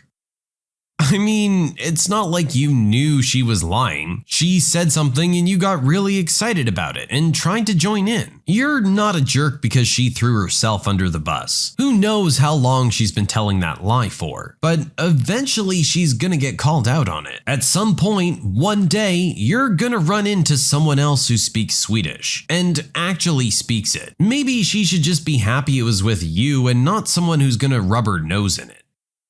Customer no longer wants to do business with us, but wants us to give them our recipe. So recently a customer at my work told us they were no longer going to use us to manufacture their products for them. We felt this was quite out of the blue, as they'd used us for 40 years without any problems. We got over this. However, they then asked us to give them the recipe for their product so they could take it to a competitor to make. Now, for context, when they started using us in the 70s and 80s, they provided us with their recipe to make their product the right texture, firmness, and look just how they wanted it. Over the years, we've spent time and money finding new chemicals when certain ones have been discontinued, altering the mix of chemicals so that the products are still how they want them, and developing the recipe further to make it more efficient and provide better results. The way we were making their products now is completely different to how we were at the start. Because of this, my boss was unhappy with what they were asking of us, but complying with their request, he gave them the recipe to their products. The original recipe, that is. It's fair to say they're not happy that they're gonna have to spend their time and money to update it as we have over the last 40 years. I'll be honest, I'm not entirely sure how I feel about this one. They're entitled to take their business elsewhere if they like, and as far as I can tell, the recipe did belong to them. Sure, changes have been made over time, and I hope those were communicated as they were made, but maybe they haven't kept an up-to-date record of everything all in one place. Doing something like this really just seems like a petty move. You're costing them a lot of time and money, and all because they decided to go with someone else. Honestly, they have every right to do that. My assigned bridesmaid broke down in tears when I said I wanted to dance with someone else. One of my good friends from college was getting married, we'll call him Tom, to his wife, who we'll call Liz, and he asked me to be one of his groomsmen. I was honored. I haven't seen him in a while because I live across the country. When I arrived to his city, I was assigned a bridesmaid. We'll call her Kelly. Now, Kelly's a lovely woman. However, I think we were only assigned each other because we're both black. Liz starts telling me that we're both single and perfect for each other, but there was nothing to indicate that at all besides us both being black. I should add as well that Liz had a lot more bridesmaids than Tom had as groomsmen. The first night, the entire wedding party went out and it became clear that Kelly wanted to hook up. I just wasn't into her at all, so I kindly turned her down. She then starts interrogating me as to why. I try to give a generic answer, but she starts listing off all of the reasons why we're so perfect together. I end up saying that I don't do the whole short-term type thing, and as we both live in completely different states, there's no future here. She ends up cooling off, but then tells me that she respects me more for that and that I'm a stand-up guy, the type of guy she's looking for. During the rest of the time we're there, one of the other unmatched bridesmaids, we'll call her Jen, starts messaging me privately, and we hit it off. The next day, the wedding ceremony goes well. We have the reception and me and Kelly do our entrance together and then dance together for a bit. After a little while, I go to the bar and Jen and I start to dance. At this point, Kelly's giving me dirty looks. I just ignore it and continue having a good time. All's going well until I'm at the bar. Kelly and Liz confront me and start saying that me dancing with Jen is inappropriate. They start saying she's too young for me and that it looks creepy. For the record, I'm 32 and she's 24 about to turn 25.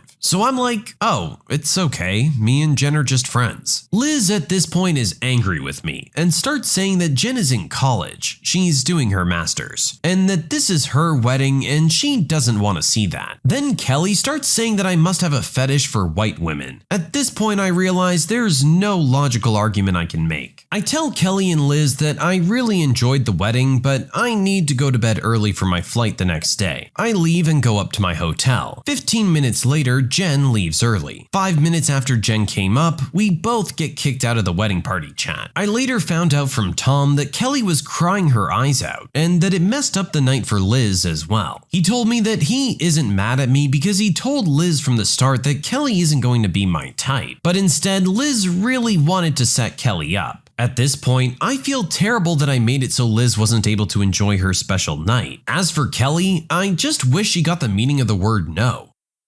Okay, it was stated at the very end of the story, but the whole time I was thinking, this has to have been a setup, right? Maybe this wasn't a racial thing on Liz and Tom's part at all, but rather maybe Kelly just prefers black men. Seeing the opportunity, they tried to set you guys up. It does sound like Tom tried to warn that this would be the case, and maybe Kelly shouldn't have gotten her hopes up quite so high. It sounds like you tried to let her down in the nicest way possible, and at the end of the day, you're still entitled to be with whoever you want to be with. Sounds more like Kelly just has some real insecurity issues. That's not your fault for accidentally touching on those. My brother proposed at my wedding, so I fired him. So a bit of background. I own a plumbing company and hired my brother 3 years ago. He was jobless after the pandemic, and I offered for him to come work for me. He was 22 at the time and is now looking to become a master plumber and start his own business. At my wedding, in which he was the best man, he decided that during his speech he would give us all a big surprise, and decided to propose to his longtime girlfriend. Me and my wife were appalled. We both feel like he stole the shine from our day. Everybody else in our families were so excited and kept taking pictures with her, looking at the ring and things like that. I decided to fire him the very next day. He still doesn't understand why. He claims I'm being selfish and irrational, and our parents agree. They're saying that business should be separate from our personal lives, but I just can't overlook what he did and how he ruined our day. Am I the jerk? Wow, we got back-to-back wedding stories here, guys. Okay, so let's just start off with proposing at someone else's wedding is a big no-no. They've put a lot of time and effort into that day, and it's supposed to be about them. You could literally do it any other time, any other place, and they would be ecstatic for you. You chose the one day where it's not quite gonna fly. This kind of takes us back to the lady announcing that she was pregnant at a children's funeral. There's a time and a place for these things. Some people unfortunately have missed their social etiquette classes. I accidentally exposed my friend's plastic surgery in front of her husband. So I have a friend who, when we were in college, got some work done. It was known to everyone and she never had a problem sharing with people and giving them tips on who to go to, the aftermath, and everything like that. We're now 30 and the whole friend group knows, and whenever she meets new people she tells them, or so she told me. Yesterday she invited me to her and her husband's place. We were playing some old videotapes and going through pictures of our memories, just reminiscing about the past and everything, until a photo of her pre-surgery appeared, and her husband was like, "Oh, she looks so different." So I was like, "Oh, it must have been pre-surgery." He was like, "What surgery?" I looked at him and then at her. Then she tried to deflect the situation, but the setting was awkward for the rest of the night. Apparently she dated him and married him, but she lied about getting work done, and he believed her. After I left, I guess he demanded answers, which forced her to tell the truth. She called me today saying that I'm the jerk for exposing her, but I was like, how could I have known you lied to him when you were always upfront about it? Like, if she doesn't mention it herself, she expects me to mention it on her behalf to other people we meet, except her husband. I also told her she invited me to view our old photos. Why didn't she give me a heads up about it? She knew old photos pre-surgery would appear. She hung up on me saying she doesn't want to know me anymore and that I'm a terrible secret keeper. Doesn't really sound like it was a secret, except to that one person. I'm 100% behind you. How were you supposed to know? Also, what's the big deal if she had a little bit of work done? As long as she's happy with who she is, I don't really see how that matters now. It's not like it's something you can go back and undo anyways. But no, I agree. She should have given you a heads up if she knew this was going to be the situation. If you guys are really good friends, I'm sure everyone's going to get over it and move on. A failed pizza delivery ends with detectives accusing me of running a crime syndicate. Here's what happened. Subscribe to Am I the Jerk on YouTube and hit the bell for notifications. I never mistook this job for low risk, but I never imagined it could potentially get me thrown in jail. We got a pretty sketchy delivery call at a late hour. Our front of house is constantly slammed with everyone desperate to eat at a table again now that the vaccine's out, and they were in the weeds, so I grabbed the phone. Before I could even finish our standard greeting, the guy just goes, "Yeah, it's Mac, I'm ordering a pizza." I'm not much for small talk either, so I'm rolling with it. Like, "Good for you, Mac, pick up or delivery." You know, just rattling off the standard questions. He answered the first few, but he seemed hesitant or confused. He argued with some other guy behind him for a sec, then got back on the line and ordered like normal, as though none of the preceding stuff had ever happened. Whatever. I caught his delivery and out I went. It was a standard large pizza, no toppings, no extras. They were gonna be paying cash. I pull up and it's a scary, run-down, sparsely populated apartment complex. Mostly broke college students in there now though, so I wasn't too concerned or anything. I get to the door and when I knock, it eases open a bit. This didn't seem like the ideal neighborhood to keep your door unlocked, but not my business. I called in. "Hey, pizza." There was no response, so I called a little louder. "Got your pizza out here." An alarmed voice from inside was like, "Shh, just come in."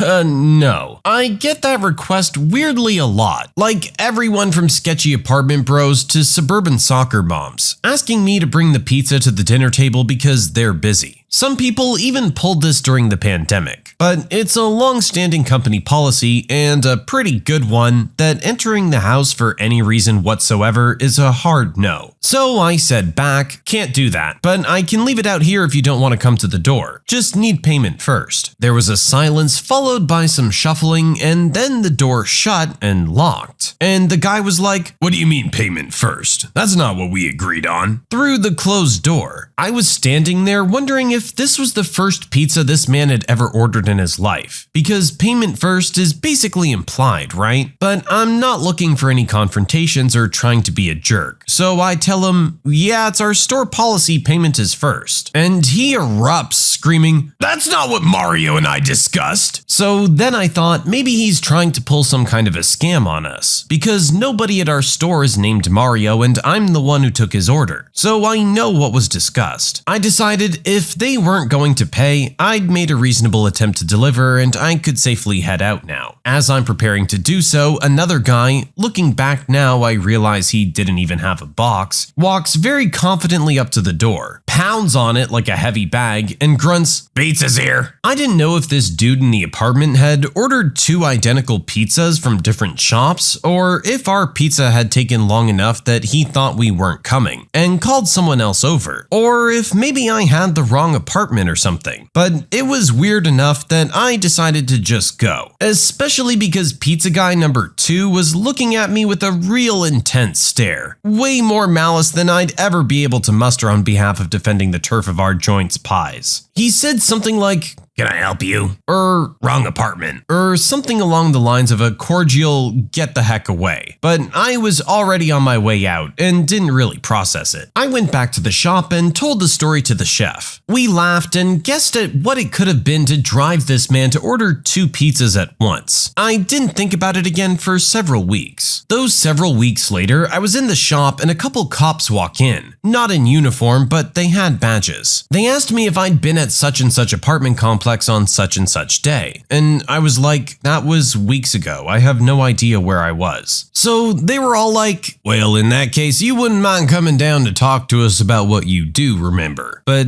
I was like, "Really? Nothing." And they said, "Well, that's fine, but let's talk anyway and see if there's something you might not realize is relevant that comes back to you." And all this stuff, essentially prodding me. I told them I'm working right now, but I can come later next week maybe. But they were really insistent, which should have sent off some flags in hindsight. They were like, "Well, this is a really pressing matter and we'd appreciate it if you came in right now. We'll explain it to your boss so there won't be any problems. You'll really be helping us out." Their not being able to chat to me at work should have been the first red flag, but I knew I had not done anything illegal, so it didn't cross my mind that I could be in any sort of trouble or have a reason to worry, especially because when I got to the police precinct, everyone was extremely friendly, like I was actually doing them a favor. They didn't throw me in a cell or try to intimidate me or anything. They brought me in a nice air-conditioned conference room and gave me a comfortable chair, and asked if I wanted anything to drink, and really just kind of hung out with me for 20 to 30 minutes. To this day, I'm still confused about this. I think they even offered to order food if I remember right. I declined most of the basic offers because I was anxious to get back to my shift. I didn't need my coworkers getting any wrong ideas. I played along and made nice because they did get the okay from my boss to go as long as I needed. But in the back of my mind, I was like, didn't you say this was urgent? They're running short-staffed at work just so we can trade hot takes on the college baseball World Series. Eventually though, and I think they were trying to be subtle, but they definitely weren't, they shifted to asking me about what they really brought me in to talk about. They asked me about if I'd made a delivery to the apartment complex, and I'd obviously racked my brain between when the cops first arrived and then. So I told them actually that I had, that I wasn't sure if it was exactly the day they were quoting me, but it was around then. I figured they'd ask about the delivery, but didn't want to get ahead of their questions. I figured a brain dump of information would make me come off as guilty. Plus, I didn't want to accidentally tell them more than they were expecting to hear and land myself here longer. But instead of asking, like, any of the questions I expected they'd ask, they said, "And how long had you known the guys you were delivering to?" Kind of confused, I responded, "I didn't." I could see that my answer disappointed them, but it was the truth. They collected themselves pretty quickly though. There were 2 detectives, the same 2 who'd come for me in the store, and one kept insisting the facts as they saw them and the other kept trying to bend things in my favor. So the bend guy was like, "Okay, sure, not like y'all are best friends or anything, but you at least knew them as customers, right?" I wasn't sure what knew them as customers was supposed to mean, because to me, it was synonymous with not knowing them. So I said no. They changed topics. They asked how long the delivery had been planned for. I told them everything had to be ordered same day unless it was 4 or more pies, and I didn't remember exactly when they called, but per store policy, wouldn't have been more than an hour before it was delivered. Probably sooner based on where they were relative to the store. We went back and forth like this for way longer than I was anticipating. Them asking me questions that seemed to imply I knew something. Me feeling super confused and giving them visibly disappointing answers, reminding them I knew nothing. Eventually, they seemed pretty frustrated, and they were basically like, "Stop lying to us, man. Cut the crap. Your friends rolled on you. It's done." And I'm sitting there thinking, I have friends? But of course, in all seriousness, I was shocked by the change of tone, because I had no clue what they were talking about, and so I told them. But they were both like, "Come on, man. You're just embarrassing yourself at this point," with one trying to reassure me that if I just told them what I knew, they could still help me, and the other saying I was too stupid to seize this last chance. Well, no reason to sit around and be spoken to like that. I got up to leave. Before I knew what was happening, I was being Mirandized. It was like a horror movie nightmare playing out in slow motion in front of my eyes. So I stopped with my "I want you to know that I want to get back to work, but I'm gonna be chill out of courtesy" demeanor, and lost my head at that point. I kept really forcefully, without coming off as erratic, or so I hoped, insisting that I did not even know what they're talking about, like I'd been saying all along. They weren't having any of it. They kept saying, "Videotape doesn't lie, man. You want to see the tape before you lock yourself into another lie? The jury's gonna eat this up." Jury? I nearly crapped myself. I don't even turn right at red lights half the time. Plus, you had video all this time you were grilling me to remember what happened, and you could have just shown me a video? What the heck? I knew I was in over my head at that point. A million thoughts were swirling around, and I was so overwhelmed and scared. I finally said what I should have said way back at the beginning, though I didn't say it nearly assertively enough, because I was trying to,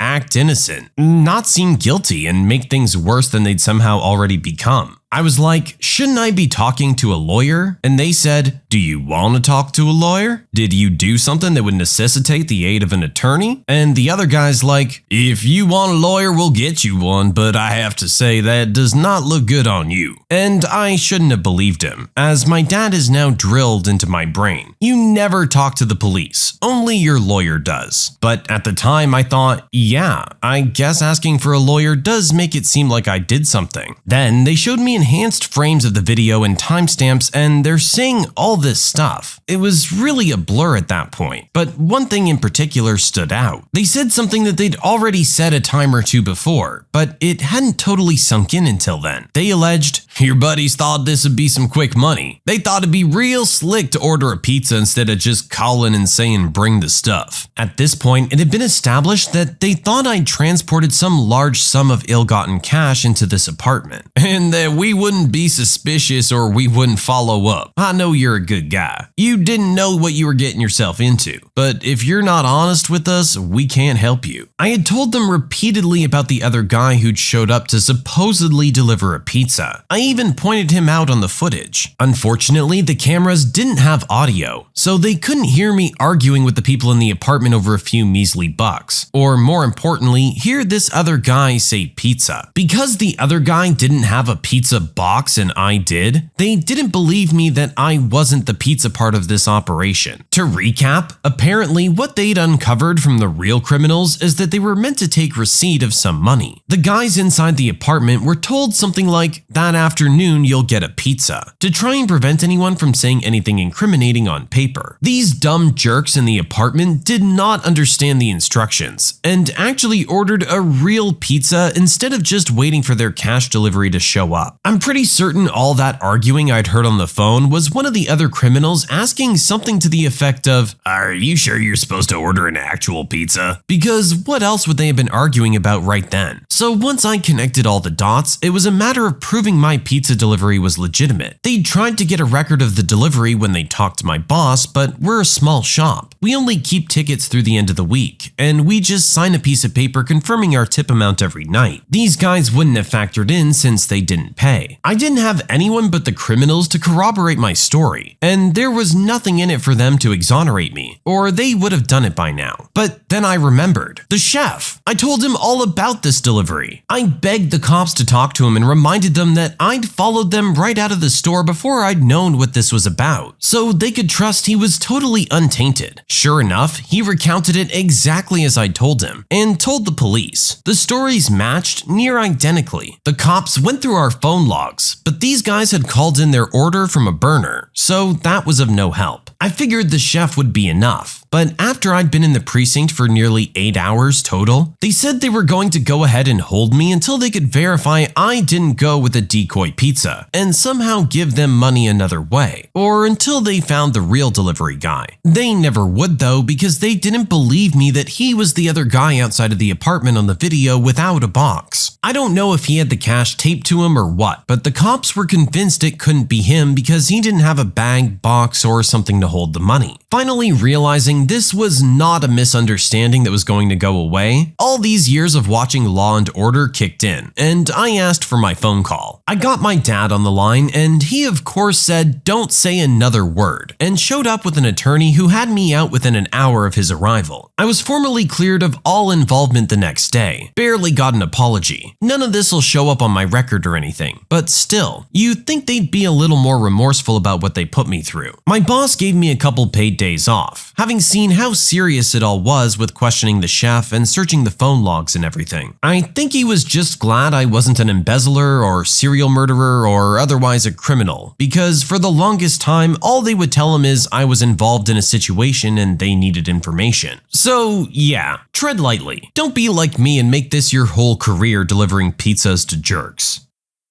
That is absolutely insane. One thing I'm not surprised about in this whole story is the cops not apologizing at the end of it all. No cop is ever gonna be happy to admit that they were wrong. I don't know, maybe it's written in the handbook or something. But regardless, you went through a whole lot just because you were doing your job. I mean, yeah, there were a whole bunch of red flags and this situation was super sketchy. But honestly, what are you gonna do? Some guy called for a pizza, you took the order, you have to deliver it. Weirdos call for pizza all the time. They enjoy it just as much as anyone else. How are you supposed to know that pizza is code for drug money or something? Once you realized how serious the situation was getting, you did the right thing. You shut your mouth and you get a lawyer. You especially get a lawyer if you're innocent. Don't let the cops say that kind of stuff to you about how it makes you look guilty. They don't want you getting a lawyer because it makes their job more difficult. I hate to say it, but a lot of cops don't give a crap about the average person. In their eyes, everyone's a criminal. Except them, of course. You can submit your own stories to be featured here on the channel. The story submission link is in the description below. And don't forget to subscribe.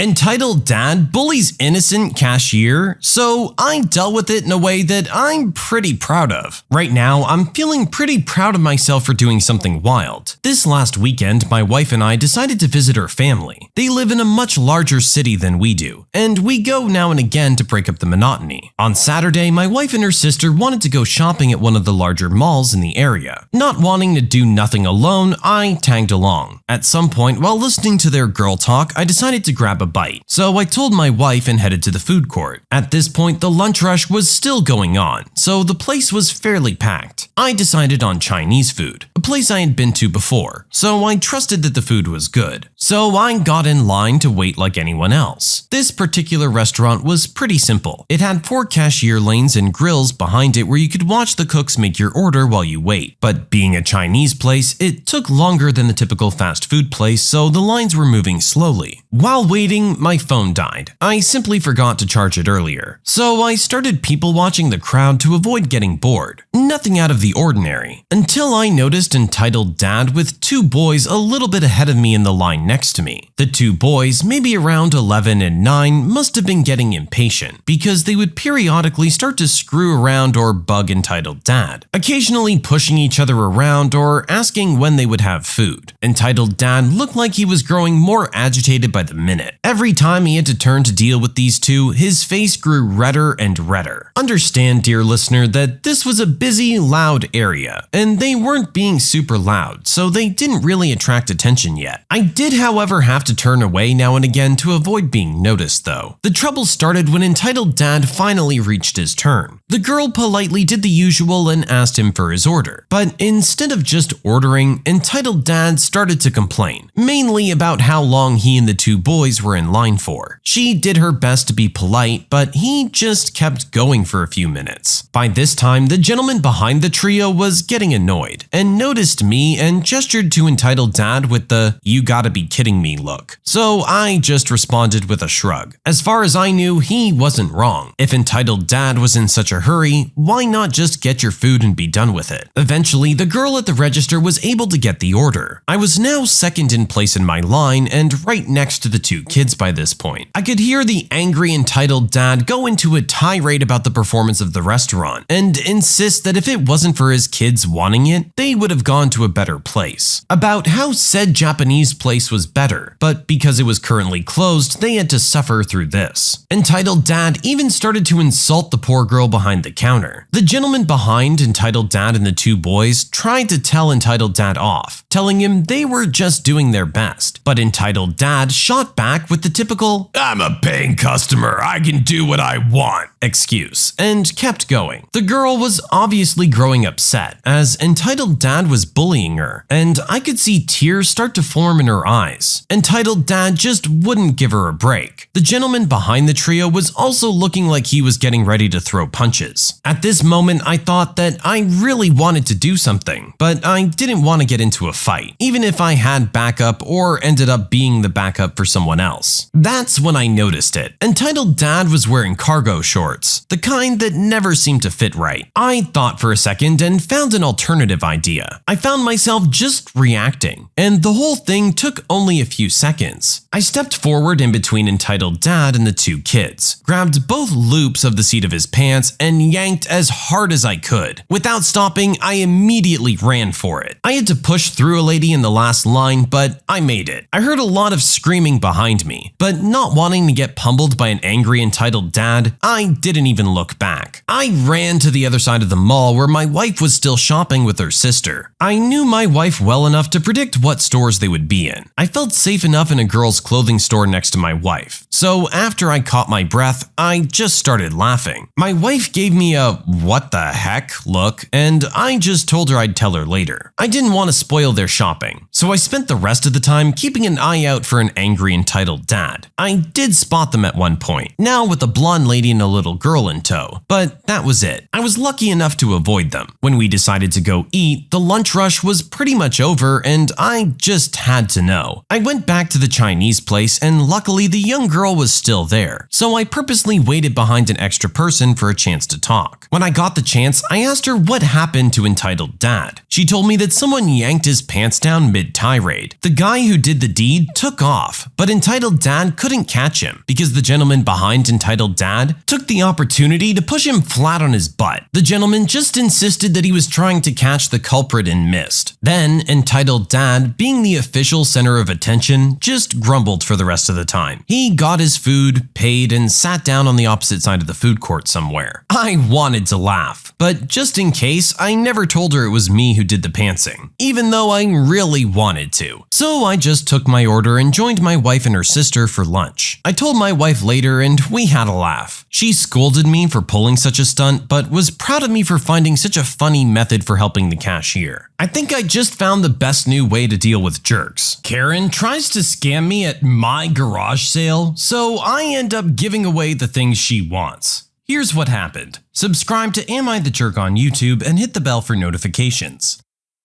Many years ago, we moved to another country, so when it was time to decide what we'd be packing into the shipping container, we pulled a lot of stuff to the side, as we knew all of our stuff would not fit in one container. We had a double garage, so we parked the cars in the driveway for over a week and started putting the things we weren't going to take in the garage for sale. Garage sale weekend comes around and the garage was packed with stuff. There were a lot of baby things that our then 3-year-old no longer needed, including a bouncer, portable cot, stroller, things like that. These were all high-end pieces, because like most parents, we were afraid of getting cheap items that put our baby at risk. Plus a lot of other household things, like outdoor furniture, tools, bookshelves, crystal sets, you get the picture. We put an ad in the local paper advertising the garage sale at 7 a.m. There were already people waiting outside. The prices were all reasonable because we wanted to sell everything in the garage, and for the most part, the garage was emptying working nicely. The baby items were sitting along one wall when Karen comes in. How much for the baby items? The bouncer's $10, the portable cot is $40, and the stroller's $20. That's too expensive for old things. I'll give you $10 for the lot. No, these items are all in good condition, and the prices are fair. This is when Karen slipped up and said, I own a secondhand store, and I'm telling you, you're asking too much. Oh, now I see. You want my stuff for next to nothing so you can make money from my things in your store. You can have all three for $50 or you can leave. Karen then proceeds to pick up those 3 items, telling me $10 is enough and that's all she's giving me. I told her unless she had $50 for those things, she could put them down and get out of my garage. She puts them down and informs me that she'll be back in a couple hours, and when these items are still here, she'll take them all for $5. I told her once again to get out and not come back. The garage sale was wrapping up in the afternoon, and we'd made a decent amount of money selling our old items. There were a few odds and ends left which we planned on giving to our friends. The baby items were still there, so I called my friend who had recently become a grandmother and asked if she'd like them. My friend was thrilled as her son and daughter-in-law both worked and she'd be looking after her grandchild during the day. This meant she would have her own set of things for the baby in her home, making it easier for her son and daughter-in-law. Just as my friend is loading the items in her car, along comes Karen. What are you doing? I wanted those things. Too bad, they're no longer for sale. How much did you con this poor person for? Free. I'm giving them to her. You can't do that. I offered you $10 for them.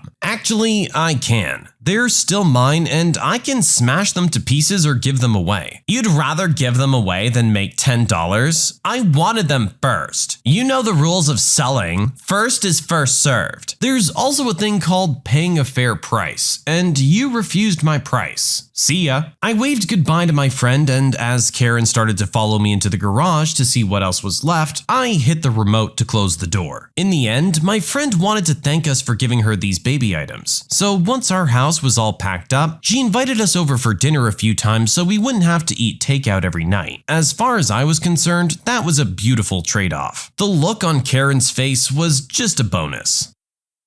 This woman's got a lot of guts to just walk up and offer you $10 for everything and pretty much turn around and say she's gonna resell it for more money. Like, you're only interested in it, Karen, because you know the value of it. And because you know the value, you're completely trying to lowball. Not gonna happen. As our original poster said, I'd rather smash it to pieces than give it to you. See if I care about your $10. You can submit your own stories to be featured here on the channel. The story submission link is in the description below. And don't forget to subscribe. Revenge is a dish best served small, adhesive, and impossible to remove. I just remembered something kind of funny from about 13 years ago. My sister was married to someone I shall call Major Jerkface. The guy was a mooch. He would brag about how much money he made, while hitting you up constantly for small loans. The one person I know who gave him a $25,000 loan never saw that cash again, because they were, unfortunately, too nice to sue family. Anyway, Major Jerkface got ticked off when I wouldn't loan him $40,000, and had been punishing me by not letting me see my nephew and niece. Major J wasn't my nephew's father, but he was my niece's father, and both still lived in his house. When a truce was arranged by my apologizing as sincerely as John Cleese did in A Fish Called Wanda's Window scene, he allowed me to once again send gifts for birthdays and Christmas, but they needed to be arts and crafts type stuff, no electronics. So for my then extremely active 4-year-old nephew's Christmas gift, I included a box of 1,000 stickers. I made sure they were all shapes and sizes, ugly as heck, and most importantly, that had been downvoted because reviewers reported them being almost impossible to remove. I hope that jerk still finds those things every so often to this day, and thinks of me when he does. This has gotta be one of the best ways to get revenge on someone. You have a sleeper agent. They don't even know they're working for you. They're just doing what they would normally do. And meanwhile, your plan is all coming together. We all know how kids can be. Those stickers are gonna be in the weirdest little corners of the house for years.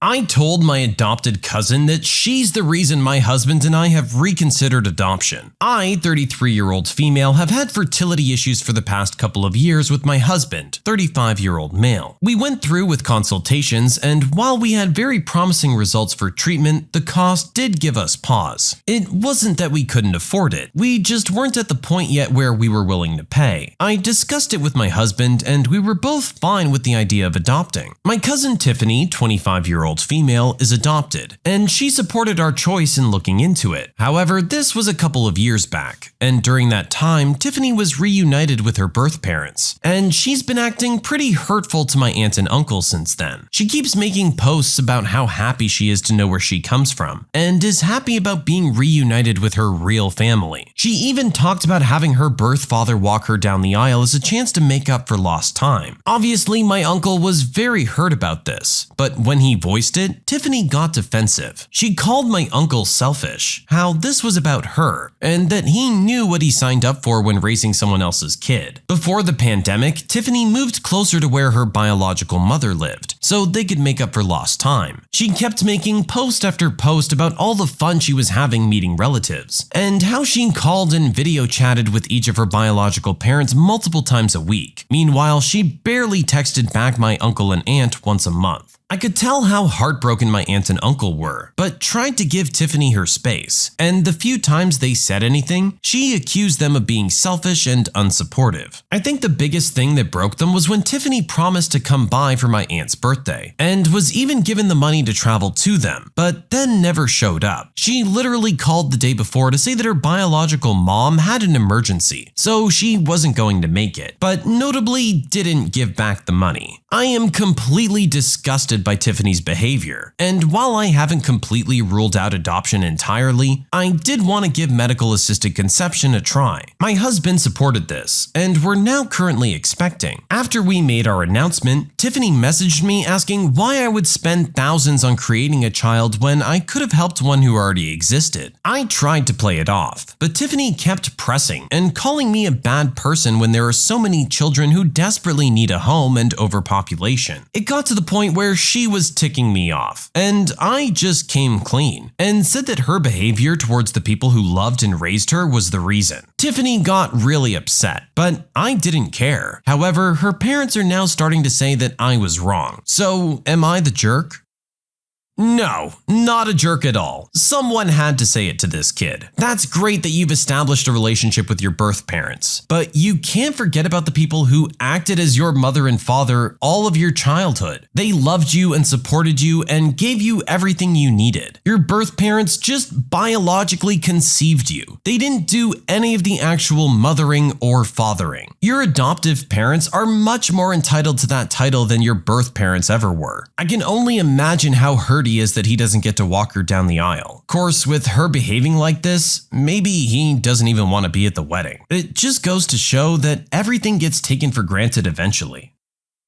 A customer came in asking if I could make her ice cream crunchy. You know what, lady? I gotcha. Briefly during the pandemic, I worked as a manager at Ralph's, a New York City area ice cream chain. And one night as I'm helping out scooping, I hear a customer getting annoyed at the window and starting to get snippy with one of the young kids who was working there. So I head over to smooth out the situation as manager. The woman is mad because the hot fudge on her hot fudge sundae is hot and going to melt the ice cream. I explain to her that hot fudge is indeed served hot, but she insists that I make her a new sundae with magic shell topping instead, and let her keep the hot fudge one. By the time I return with that, this customer is stirring her spoon through another cup of ice cream, kind of like a sherbet she ordered, obviously about to complain about it. The flavor she ordered was called Graham Crunch, and she proceeded to tell me that there wasn't any Graham Crunch in it, that she orders this flavor all the time and she knows that I'm intentionally stiffing her. I tell her that this is just how the flavor is, and I don't name or make the ice cream. but she isn't having it. She wants me to fix it. We've got some crushed graham cracker topping in the back, so as she's berating me, I just walk away from her and grab the entire container and come back to the window with it. At this point, we've got a line of people down the block because this lady has held us up, so there are lots of witnesses to what I was about to do. Without breaking eye contact with her, as she continues to tell me that I'm wrong about the ice cream I scoop 6 days a week, I open the container and empty the entire thing over her cup of offending ice cream. Graham crackers are everywhere. Her ice cream is definitely crunchy now. She loses her mind at this and starts yelling at me that she knows the owner and will get me fired. I tell her, yeah, Steve's a nice guy, and she responds with, I've known Steve a long time. To which I respond, well, his name is John. Get out of here and don't bother my employees for free ice cream again. Now sufficiently embarrassed in front of a long line of customers, the lady leaves in a huff and indeed never returns. The next few customers left us $20 tips in the jar to make up for her. So the kids who worked for me left with quite a bit more in their pockets than they normally would and realized that their manager had their back. I'll always take care of the jerk. I think that's a trick that every single person in retail needs to start employing with Karens. You throw out a name and they be like, yeah, I know that person, and yeah, sorry, he doesn't exist. Thank you, goodbye. There's no real coming back from that on her part. You're very clearly full of crap and need to stop making everyone around you's lives miserable. You're holding up all these people behind you because you want some free ice cream. You literally have no consideration for others. Honestly, this whole thing is just sickening. I'm losing faith in humanity, you guys. I was going to fix a problem for my new jerk manager, but he told me I'm not paid to think. Whilst working in a job that I've been doing for 15 years, the company brought in a freshly manufactured degree-waiving manager. Any problems within the production area, I was always called in to troubleshoot for them and get things moving again. Mr. Jerk, the new manager, asked me what I was doing one day, and I told him that I was just thinking how to resolve a recurring issue in production. His response was, we don't pay you to think. Get back to your own job. Okay, Mr. Jerkface, on my way. 2 hours later, I get a call from the production supervisor asking for help, as line 6 was down again. Sorry, Steve, call Mr. Jerk. He's in charge and apparently I'm not paid to think. Mr. Jerk calls me to the office. He's a rare shade of red with anger. He informs me that I need to go sort out the issue in production. Sorry, sir, I can't do that, as I don't get paid to think, and leave his office. Smiling all the way back to my department. Line 6 in production is shut down for 2 whole shifts, with people standing around scratching their heads. The managing director comes to visit the next day and wants to know why the line is shut off. The maintenance guy tells him he can't understand why it won't work properly. The managing director asks if I had a look yet. The maintenance guy says that I won't come over because apparently I'm not paid to think. The managing director asks who the heck said that to me. Maintenance guy tells him Mr. Jerk told me that when I had just helped them out the other day. The managing director calls Mr. Jerk to the line and tells him that I'd been with the company since he founded it, and I know more about this production facility than the people who designed it. And what the heck are you doing telling long-term staff that they're not paid to think? The managing director calls me to ask if I can help out as a favor to him. I came across and spent 5 minutes realigning a couple of sensors and the line was restarted. The managing director takes me to lunch, offers me an extra $150 a week, and tells me that the only person I answer to in the future is him, and only him. To this day, Mr. Jerk still scowls whenever I see him around. You gotta value your employees' experience. This guy's been with the company for 15 years. The owner says that he knows the machines better than the people who make it. When people work with this stuff day in and day out for that amount of time, they learn all the little things about it. That's not something to be discounted or to take for granted and you think you know better just because you have a degree. No degree is gonna top real-world experience. I'm sorry. At the end of the day, you learn way more actually doing something than you do by just reading about it. Entitled parent brings child to my bar and then complains about the fact that we serve alcohol. Some quick backstory: I work at an alcoholic bar that essentially turns into a club at night. This man just came in with his toddlerish kid, ordered a crap ton of beers, and essentially let the toddler run around my bar to do whatever it wants. It made its way behind the bar while I was in the bathroom on my break and hit its head on something. Imagine my surprise when I exit the bathroom and immediately get yelled at by this guy about how the child's misadventurous accident was my fault. The exact quote is, "This place is not fit for a child. There's too much alcohol and wires behind the bar." Maybe because I run a bar, not a daycare. Essentially, I hate kids and incompetent entitled parents. I mean, you shouldn't be bringing your kid to a bar in the first place. Surely there's somewhere better that he could be. And if you have to go to the bar and the kid's allowed to be in there, then at least keep an eye on them. Don't be getting stupid drunk and leaving your kid to run around all over the place. The employees don't get paid to babysit your children. Jerk from the Homeowners Association gave my dad a hard time about his pool, so my dad converted the pool into a pond. This story is not mine, but my dad's. He passed away 4 years ago at the age of 64, like his father, grandfather, and great-grandfather. All down the paternal line, all firstborn sons, all of different things. When I get to 64, I'm gonna be pretty nervous. Anyway, to the main story. Many years ago, it became law that all swimming pools need to be fenced separately. The fact we lived in a fully fenced property with a gate was not enough. The swimming pool needed its own fence. Dad ignored the rule, as we didn't really use the pool anymore. Approximately 30 feet long and 10 feet wide and 6 feet deep in the shape of a kidney. I swam at nationals a couple of times and my brother was able to bob along pretty well, but we didn't have any young children come to the house. None of our friends had children. Zero point in fencing it in. A couple of years after it became law, the council started doing inspections to make sure that pools were fenced. The guy was a typical council employee, strutting around in his fiefdom, flexing his muscles and threatening fines in court and things like that. Dad got some quotes to have it fenced, which were pretty expensive, as the hard paving surrounding the pool was curved, and the fence couldn't be a typical wooden fence, as A, wood doesn't follow curved contours easily, and B, the council bylaw wouldn't allow it, as little kids, who were non-existent at our house, could climb the fence using the cross member to get a footing. So Dad kind of ignored the issue for a while until the council guy came back, and again started threatening, and again gave Dad 30 days, or something like that, to remedy the issue and sort out the swimming pool. Dad started researching and came up with a solution. The council guy came back 31 days later and was furious that the pool wasn't fenced. Dad took him out to the pool, the approximately 30 feet long and 10 feet wide and 6 feet deep shape of a kidney pool. He showed the council guy the dozen or so fish and water lilies that now occupied the pool, thus turning it into a fish pond. A pond that was the same size and depth as the swimming pool it used to be, which under the law did not and still doesn't need to be fenced. Game, set, match, jerk.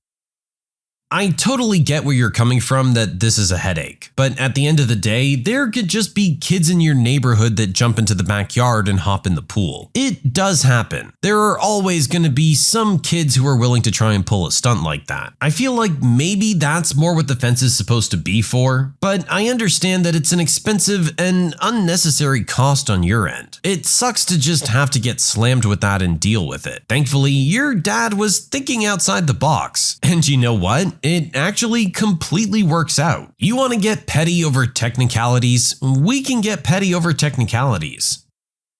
My ex-husband complained about having to pay $89 in child support a month, so I got him fired from his job. My ex is an abusive piece of crap, and we had a kid together, unfortunately. I left him while I was pregnant, but I would take the baby to see him on his lunch hour occasionally. He paid $29 US a month in child support for a very long time. I got that reviewed when he got that new job, and it went to $89 a month. When he found out how much much it went up, he threw a screaming temper tantrum in his work and chased me out of the building with our 9-month-old. We had family court a few days later, and he blamed me for everything. He even got his friend to lie and say he was there and I started it. The judge thankfully didn't believe him, but I was told to continue these terrible visits at his work. It was a furniture rental store, and he would constantly badmouth customers in very detailed ways. The next and last time I took our baby there, I sat down with a small notepad and wrote down the names he and the other person said, how many months they were behind, how much they said they owed, and every name he and his buddy called every single person. There were quite a few racial slurs said that day. When time was up, he had to leave, and I told his boss. The boss didn't do a thing. I knew 3 people he was badmouthing, and I knew how to get in touch with 5 or so others. I worked my way through that list, telling people exactly how their personal financial info was being released and the names they were being called. He and his buddy lost their jobs the next day, and the owner filed a restraining order against them. I didn't feel bad for that jerk at all.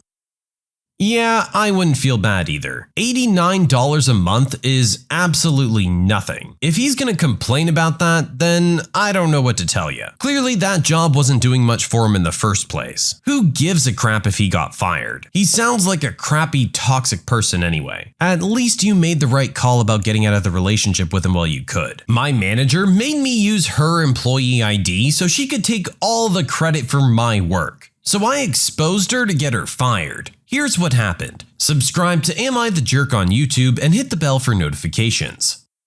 So the story starts at a time when I was only in school, last year. Here, we don't have high school or middle school. We just have 11 years of education and then university. It was 2 months before my exams for applying for university, and I was looking for a job. I wanted to have my own apartment because I was living with my grandparents the entire time and didn't want them to have to carry me on their back any longer. That took a while, but I found a job that was paying a decent amount of money for a part-time job. I was only 17 and couldn't afford to work full-time. It was a job at a call center, and boy oh boy, that was a crap job. Here comes the object of our story. We'll call her Mary, and boy did Mary hate me. She was my head manager. I was just a manager that was taking the calls or calling people to give them our crap product, literally for free, of course. And Mary was the woman that would take another 10 employees and stack them together in one group. For about a month and a half, it was okay. Mary even gave me her work phone because there wasn't enough phones for everybody in her group. I thought that it was okay and didn't think much of it. I was doing fine and had 11 clients that actually bought our product and were really happy. Then the storm came. One day, I was called by my boss and said that if I don't have any clients by the end of the month, I'll get fired. I said to him that I already had 11 clients in 1 month and that I thought that would be enough to start. He said that it had already been a month and that he didn't want to hear that crap and that I should take the situation into my own hands like a big boy and deal with it. I was furious. I didn't understand how this happened. Then I realized,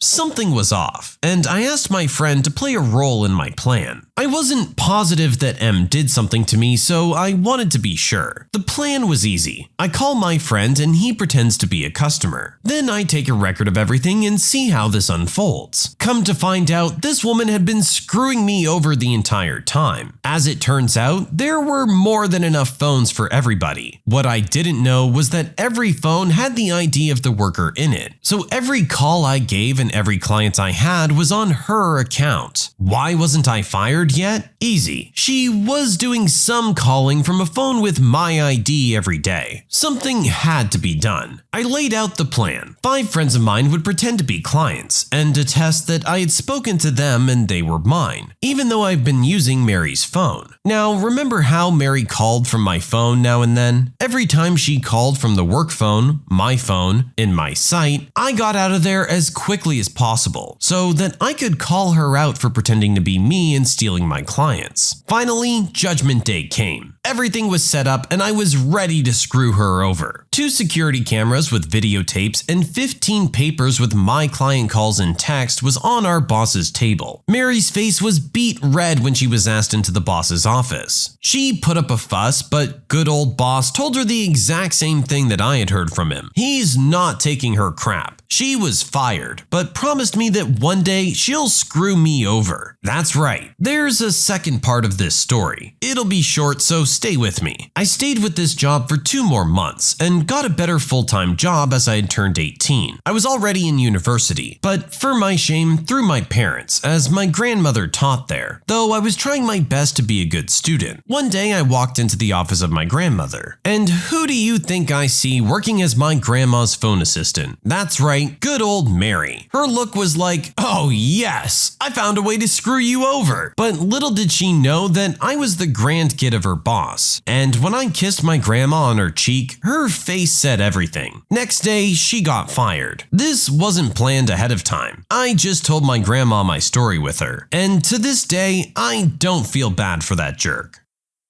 That's a pretty hard scam to pull off long term. Clearly, she wasn't thinking this one through. Eventually, you're gonna get caught. The gains from this are very short term. It sounds like she already had a good job as the head manager or whatever her role was, but she just had to be a little greedy and have more. If she had just ran her department well like she was supposed to, she'd probably still be at that job making more money than she ever did before. I'm sure she realizes by now that it wasn't worth it. You can submit your own stories to be featured here on the channel. The story submission link is in the description below, and don't forget to subscribe. Entitled Mother Freaks Out Because I Gave Her Daughter Tap Water During a Sleepover. My daughter had a friend over for a sleepover last weekend. They're both 13-year-old girls. It was all fairly standard stuff. Watch crappy movies, stay up late, eat too much junk food, you know the drill. Both kids seemed to have a nice time, and the visiting kid was nice enough for someone else's teenage child. And I really didn't think too much more about it. Until the friend's mother called me Sunday night, absolutely outraged over what I had done while her child was in my care. Was it allowing them to stay up late? Was it the junk food? Was it the choice of film I allowed them to watch? No, my crime was far worse than that. Imagine the mother's horror when she discovered I had allowed her child to, wait for it, drink tap water. Turns out only bottled water is acceptable for her family. Now, I know some places there are issues with drinking tap water. We live in an area with excellent tap water quality, so I was kind of baffled what the issue was. I told her, our tap water is fine, and your kid didn't say anything at the time. But oh no, that wasn't good enough. You see, tap water has toxins in it. It's not safe for her family who only drinks bottled water. And she's frankly shocked and disturbed that my child was associating with the child of such an awful, awful parent. Rest assured, I'll be calling CPS first thing Monday to have your child removed from such a harmful environment. I was just kind of stunned and didn't really say anything, and she hung up on me. I'd love to know where she thinks bottled water companies get their water from. And second, we're in Australia, and CPS isn't a thing here. So I don't know who you're planning to call, lady. Some people really take the well-being of their children a step too far. I got news for you, lady. That kid drinks tap water. Whether it's from the fountain at school or a sleepover at their friend's house, they're drinking some tap water. Just be happy that you live somewhere where it's actually good drinking water. If that's your situation, then honestly, bottled water is just a waste of money. Not to mention, it's not great for the environment. A reusable water bottle and a Brita filter will do you 10 times better.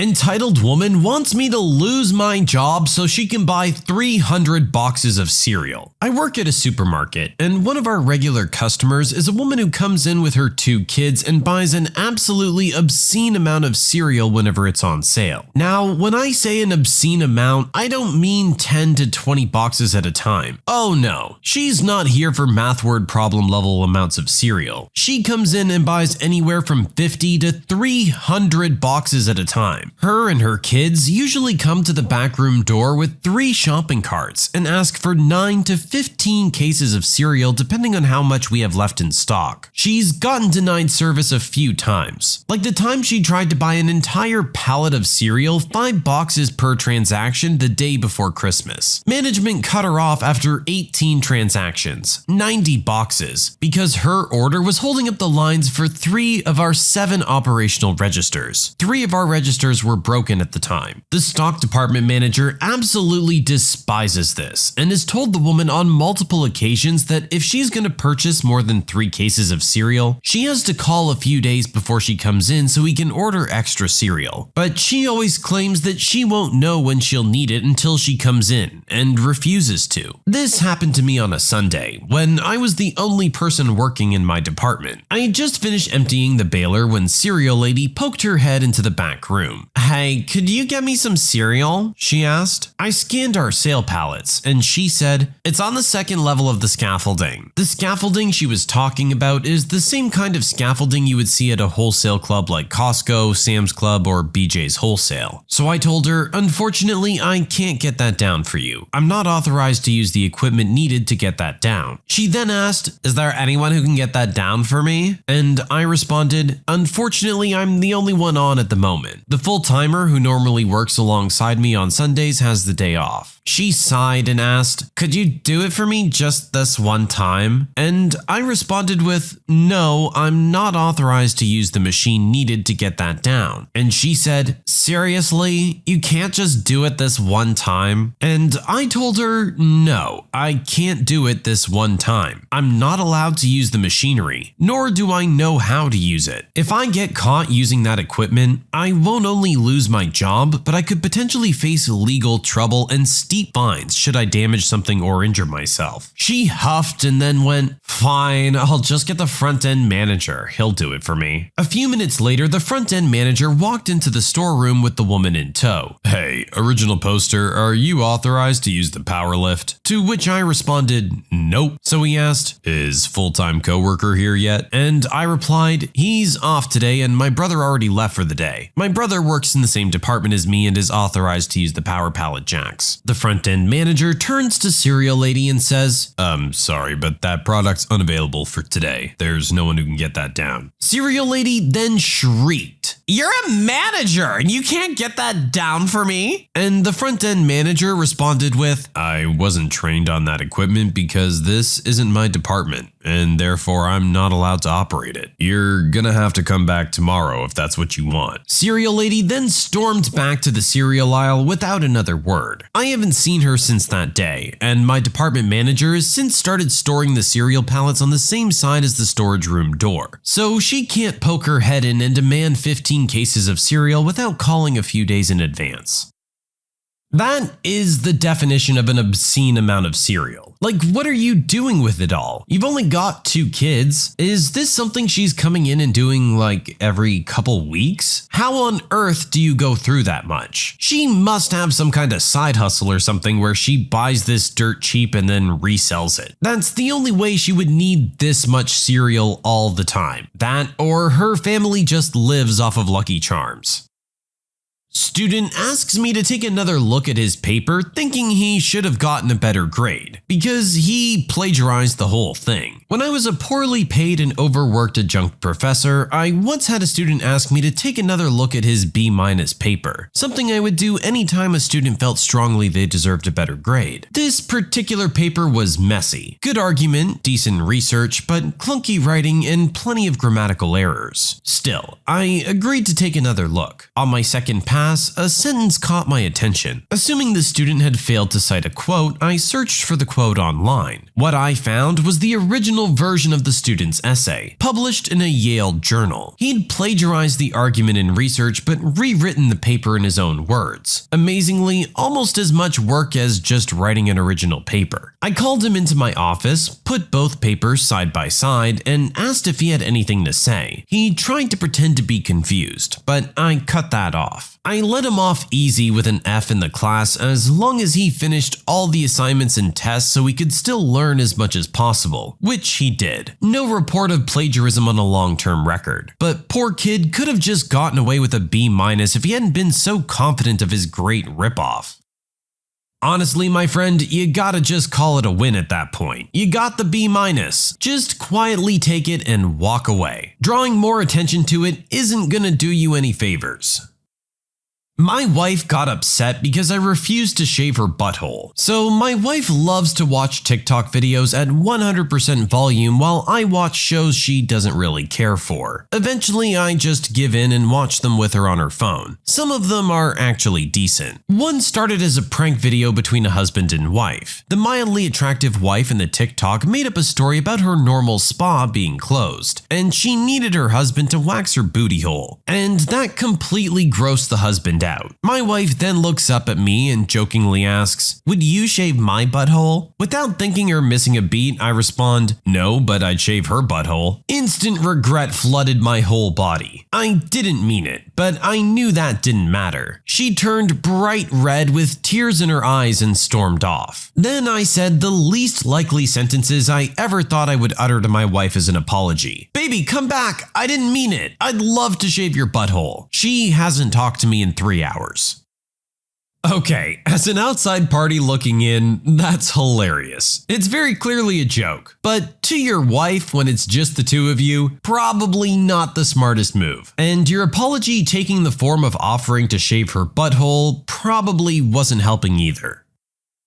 Racist lady mistakes me for the valet service and calls me the N-word when I refuse to park her car. This happened about 16 or 17 years ago when I was in my late 20s. Now, one thing I know about myself is that I'm a baby face. Even now at 44, I'm tall and I have an athletic build. So I get mistaken for a young 20-something all the time. So you can imagine what I look like at the age of 27 or 28. Now couple that with the fact that I'm a black man, relevant later, and you can just imagine what my life has been like. There are few things here in America more despicable than a young black man, right? So that's my life in a nutshell. Cursed forever to be the young black man. So my team was having a retirement celebration for our manager, and we had a dinner party at a restaurant near our workplace after hours. The shindig ended up being about 25 to 30 people, mostly older. I think I was one of 2 or 3 people there under the age of 40, and it was nice. Our manager shed a tear or two, gave a nice speech, blah blah blah. The restaurant was open for business and there were other small parties and couples there, and they ignored us and we ignored them. But we weren't segregated. We were seated toward the center of the seating area around a large table and a second smaller one. So fast forward to the end of the dinner and we're all outside now saying our final goodbyes and on the verge of dispersing, and I was among the group. So a few people start to make their way home and our group is now whittled down to about 10 to 12 people. Other patrons and pedestrians are coming and going, like normal, and there we are just chatting amongst ourselves. Notably, our manager was still there with his plaque, a relatively large picture frame, and a couple of gift bags. So again, it should have been evident to anybody who was in the restaurant for the last hour who we were, you would think. And then it happens. For fun, we're just gonna call her Karen. "Excuse me? Yes, ma'am. Here are my keys. For you to get my car." I'm sorry, I don't work here, ma'am. "I don't have time for games. Here are my keys." As she's saying this, she's trying to stuff her keys in my hand. Now I'm ticked. If you put your keys in my hand, I'm gonna throw them across the street and into the gutter. "Then why do you have a badge on?" As she's saying this, she reaches out to grab my badge, which was on a lanyard hanging around my neck down around my midsection. But before she can, I snatch it away. If you touch me again, I'll consider it assault and call the police. I don't work here. She withdraws her hand and I release my badge, which she proceeds to study for the 2 or so seconds it would take to figure out it's not a restaurant or valet badge. I believe the restaurant contracts out their valet service, and having done valet work during college, I'm pretty sure my business attire does not in any way resemble the uniforms of the 2 or 3 companies that are in my area. Think tacky vest with a logo and matching pants. And furthermore, none of them do badges on lanyards. Then she looks me up and down, comes back to lock eyes with me, and while starting to turn away, utters that word. You know which one. Not gonna lie, it caught me off guard. And in the 15 years since, I've thought of the perfect comeback more times than I care to admit. But in that moment, I simply couldn't force words to come out of my mouth. So I just turned around and tried to shake off my shock and anger and proceed as if everything was fine. Most of my remaining coworker group, a mix of black and white, was aware of what had just transpired, but there was nothing to be said or done really. So we just kind of started small talking again.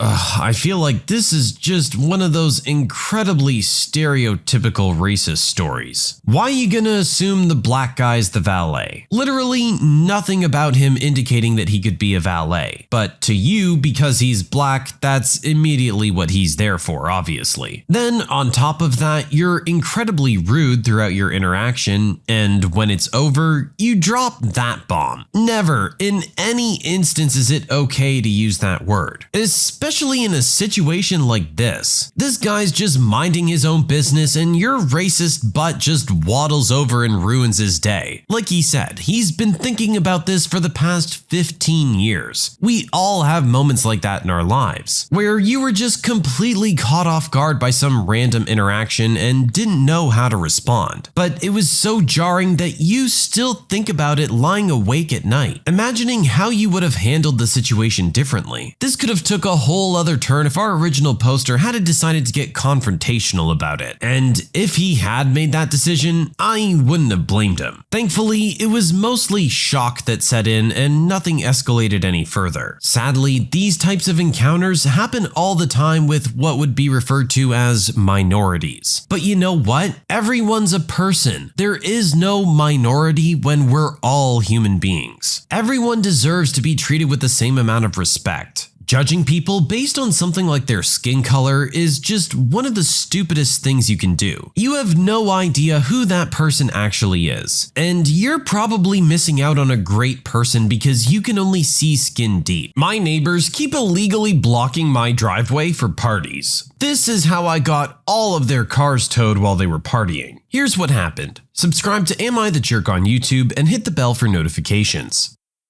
2 years ago, a new family moved into our quiet little neighborhood and began their reign of terror. We've lived here for over 20 years in this neighborhood, and except for these past 2 years, it's been wonderful. I love our neighbors, except this family. This family just sucks. I'm not even sure where to begin. They're loud, they're dirty, they're obnoxious, their dog barks at all hours, they constantly yell at each other, they throw parties well into the night, they steal my older neighbor's paper. They actually trained their Rottweiler to fetch the neighbor's paper, which is impressive but wrong. They throw their dog's poo in other yards.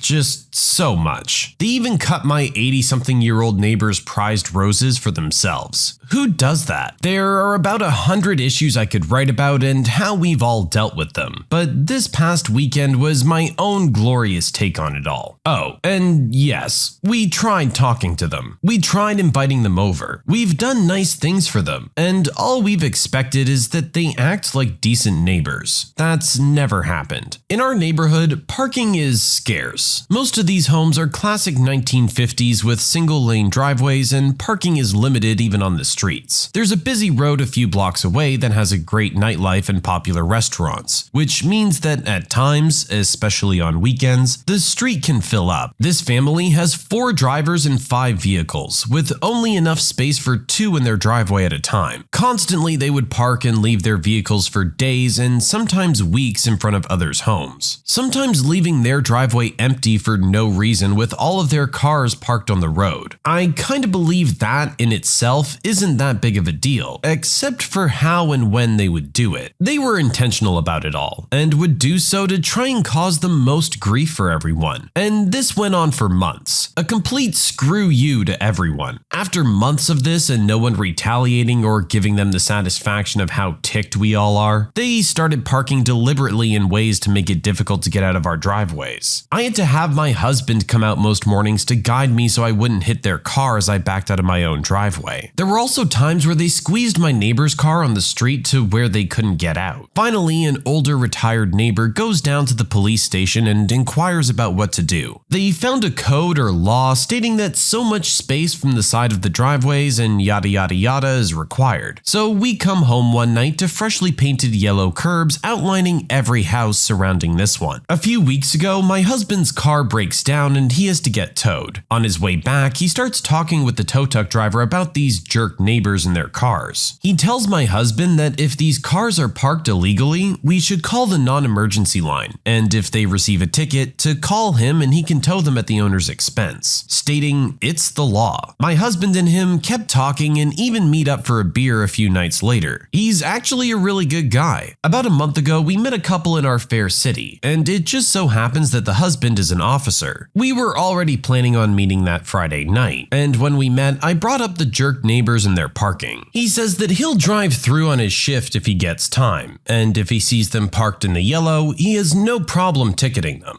Great! He also gets some of his friends to check it out when they have time too. Fantastic. We've been calling almost daily at this point about their cars parked illegally, but nothing was happening. That Saturday night, he sends me a text saying he ticketed 3 cars. I missed that text, so no tow truck. But I kinda figured with the 3 tickets, they'd get the idea. They didn't. Off and on all week it was the same. This past Saturday, the teenage son throws a party, and everyone, I mean every single one of their guests and them parked in the yellow of someone's driveway, or blocked someone out altogether. It was obvious the little jerk told all his friends to block our driveways or block our cars in. I sent a text to our officer friend who told me to call the non-emergency line and he'd be the one to look into it. But I'm scheming bigger. I call up the tow truck driver and tell him that there are at least 15 cars parked illegally, and all are about to receive parking tickets for blocking driveways and cars. I let him know we're friends with an officer, and he and I scheme a little further. We get a solid plan. I call our officer friend back and tell him our plan, and I also mention that the party is likely going to be filled with underage drinkers. Now, I hate busting parties, but I make exceptions for little jerks and especially little underage drinking and driving jerks. He and I finalize the plan. Here's how it all went down. The officer and 3 of his partners go through the neighborhood citing all the cars. Meanwhile, our tow truck driver friend has assembled a group of drivers in the nearby grocery store parking lot. My husband and I make an anonymous call about a possible underage party. The tow truck drivers start at the end of our street, grabbing as many cars as quickly as possible. A few alarms here and there, but no way they hear it in the party. As they approach the house, my husband makes an anonymous call about an underage party in our neighborhood. Conveniently, our officer friend just so happens to still be in the neighborhood, so he and his partner go over to the house to check on it. As they knock on the door, lights go out, music shuts off, and the house goes quiet. At this moment, the tow trucks come in and are now towing the remaining 5 cars right from in front of their home. I just wish I could see the kids' faces inside as they're all having a dilemma about what to do. Do they go out and bust themselves for underage drinking and try to stop their cars from being towed? Or do they just sit there and bite the bullet and watch $250 go down the drain? On Sunday, they had 3 cars return from being towed, and all 3 are parked just shy of the yellow lines. I'll call this a win. My husband and a couple neighbors also spent Sunday putting up some new cameras. They were all very giddy and loud about it. Something about all the lights and police on Saturday made them nervous. At least those jerks will be causing a few less problems from now on. You gotta have respect for your neighbors. You're buying a house. It's a large investment, and you're gonna be living next to these people for a long time. It works out for everyone if you just get along. These literally sound like the worst neighbors of all time. Actual active disrespect for everyone around them. The thing is, when you treat people like that, guess what? You're not liked very much. And having that many people around you not liking you might make them do something about it. Sad to say, they're probably still jerks. But at least our original poster got some satisfaction out of this. You can submit your own stories to be featured here on the channel. The story submission link is in the description below. And don't forget to subscribe. I get free crap from sketchy Amazon stores and leave them 1-star reviews as a thank you. You know all those Amazon vendors that are offering gift cards and free items in exchange for 5-star reviews? What I do is accept the offer, write the review, get my gift card, edit the review to 1 star, and explain the situation. I started getting items in the mail like headphones or whatever with a note that offers free stuff and $10 gift cards in exchange for writing a 5-star review on Amazon. I'm a fairly big reviewer. Over the years, I've written more than 2,000 legit reviews. To me, reviews are the most useful aspect of Amazon, and nothing ticks me off more than fake reviews to promote a crappy product. So I said, screw it. I started writing the review, emailing the scammer with a link to my review, and get my $10 gift card. Then I edit the review to explicitly explain how this scammer is trying to rig the system. There's apparently nothing to prevent you from doing this. Not only do you waste their time and money, but you're your review can help raise awareness of this crap. Hey, if they can cheat the system, why not you? I don't see anything wrong with this. I'm of the same opinion that reviews are important and they should be honest. When you're essentially just buying 5-star reviews, that's not right. The product itself is probably actually garbage, but you don't get an accurate representation of that in the reviews because of what people like this pull. Our original poster for this story is single-handedly trying to turn this trend around. And you know what? I gotta respect him for it.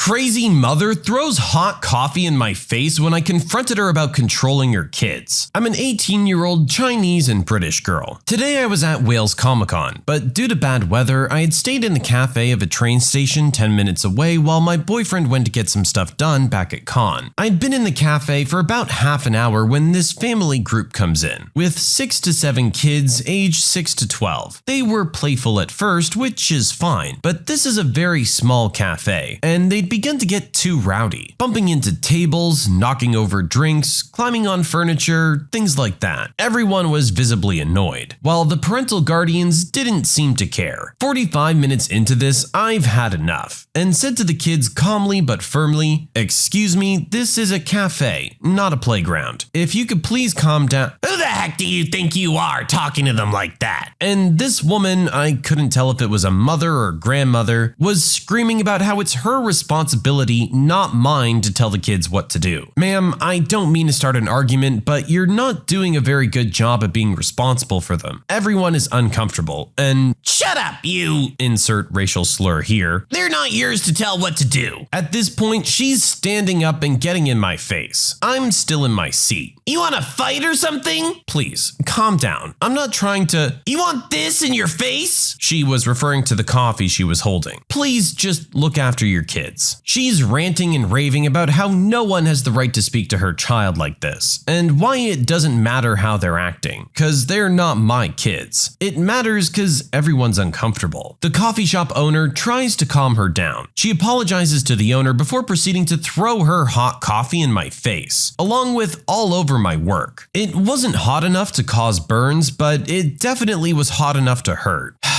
Very charming, miss. Thank you for that. I stayed in my seat cleaning up my stuff to avoid any argument. What are you gonna do about it? Gonna fight me? Aw, did I get your papers all wet? You know where the police are. If they can get me, I'm leaving. Don't tell my kids what to do. I'm not scared of the police. The family gathered up to leave. She proceeds to walk out to the train platform with her family as my boyfriend comes into the cafe and sees me drenched in hot coffee with everyone else in the cafe comforting me and cleaning up. I tell him I had coffee thrown on me. She's just left. He runs out and screams, Who just did that? and she smugly walks to him. It was me. What you gonna do, little man? Hit me? I fight back. Before raising her own fists, continuing to look for a fight. He screamed at her before coming back to care for me. The shouting had caught security's attention and witnesses informed of the incident. They detained her until police arrived. I told the police what happened, they took down my info, and will also review security footage. They'll be calling me later today for an official statement. They already have this woman identified. We plan to press charges for the assault. I'm not letting that jerk get away with it.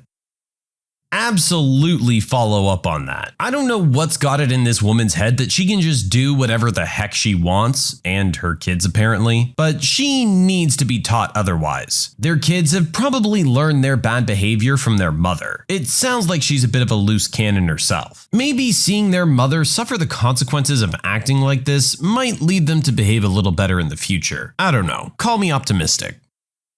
My entitled ex-wife insists that I send half of my son's toys back with him every time he goes to her place. So I make sure he's got plenty to keep him occupied. To start this, hurting a child to get revenge on the other parent is a horrible thing to do. Too often, people forget that the child is the most important person when parents split up. Do not take your hate for them out on the kid. That being said, no child was harmed in the making of this story. Now that that's out of the way, let's move on to the story, shall we? My ex is the very definition of an entitled person. She fakes a disability to get a check, has never worked a day in her life, and has always expected everything in life handed to her. her. Now, all that being said, I hold none of that against my son. It isn't his fault that I stuck it in crazy. Additional life lesson, don't stick it in crazy. And for you ladies, don't let crazy stick it in you. When our son was born, her bubble of spoiled rotten was extended out to him. For a while I didn't blame her. She wasn't ever supposed to be able to carry a child to term, and I wasn't supposed to be able to father anymore. I'd had a vasectomy after my third son was born. So yeah, I got this one tested, and yes, he is mine. But as always happens with entitled people, it was never enough, and eventually we split. Now, I pay a healthy amount in child support, more than the courts would actually order, and I pay on time every time. It's enough that even after food, clothes, and other expenses, she still has plenty left over to spoil him, even if it's not up to her wants. Recently, she began to complain about the fact that when I buy him presents, they always stay with me. I have him 3 days a week, but she wants his entire toy stash to go back to her house during her 4 days. I refused. She continued to complain, and I fumed about it to my new wife, and a plan started brewing. I agreed that from now on I would send half of what I got him for holidays to her house, and it could all stay there. She was proud of herself. Easter was coming. I had already bought my normal bounty, mostly consisting of outside toys. I had water guns, balls, bats, a giant outdoor bowling set, and a little sprinkling of candy. I went shopping again, this time with my wife. No outdoor toys this time, knowing she would not take him out to play with them. No, this time I went a route that would suit her musical and artistic child. He loves playing in the dirt, by the way, she just can't keep up with him when he does. I went musical, loud, and as obnoxious as I could find. A recorder, noisemakers, laser guns that made a dozen different sounds, and enough candy to put a bull moose in a diabetic coma. Enough to equal the dollar amount I spent on his original basket. Every bit of that went home with him after he had a nice long day of running around outside, happy as a clam. She, of course, was thrilled seeing the volume. Her little prince was getting a quadruple Easter. My parents had also given him a basket. Hours later, I was informed that she didn't want me sending things home if that was the kind of toys I was going to bring him. He was running around the house screeching through the recorder powered by a combination of chocolate and pixie sticks. He absolutely loves the recorder. It's not so bad when you let him play with it outside.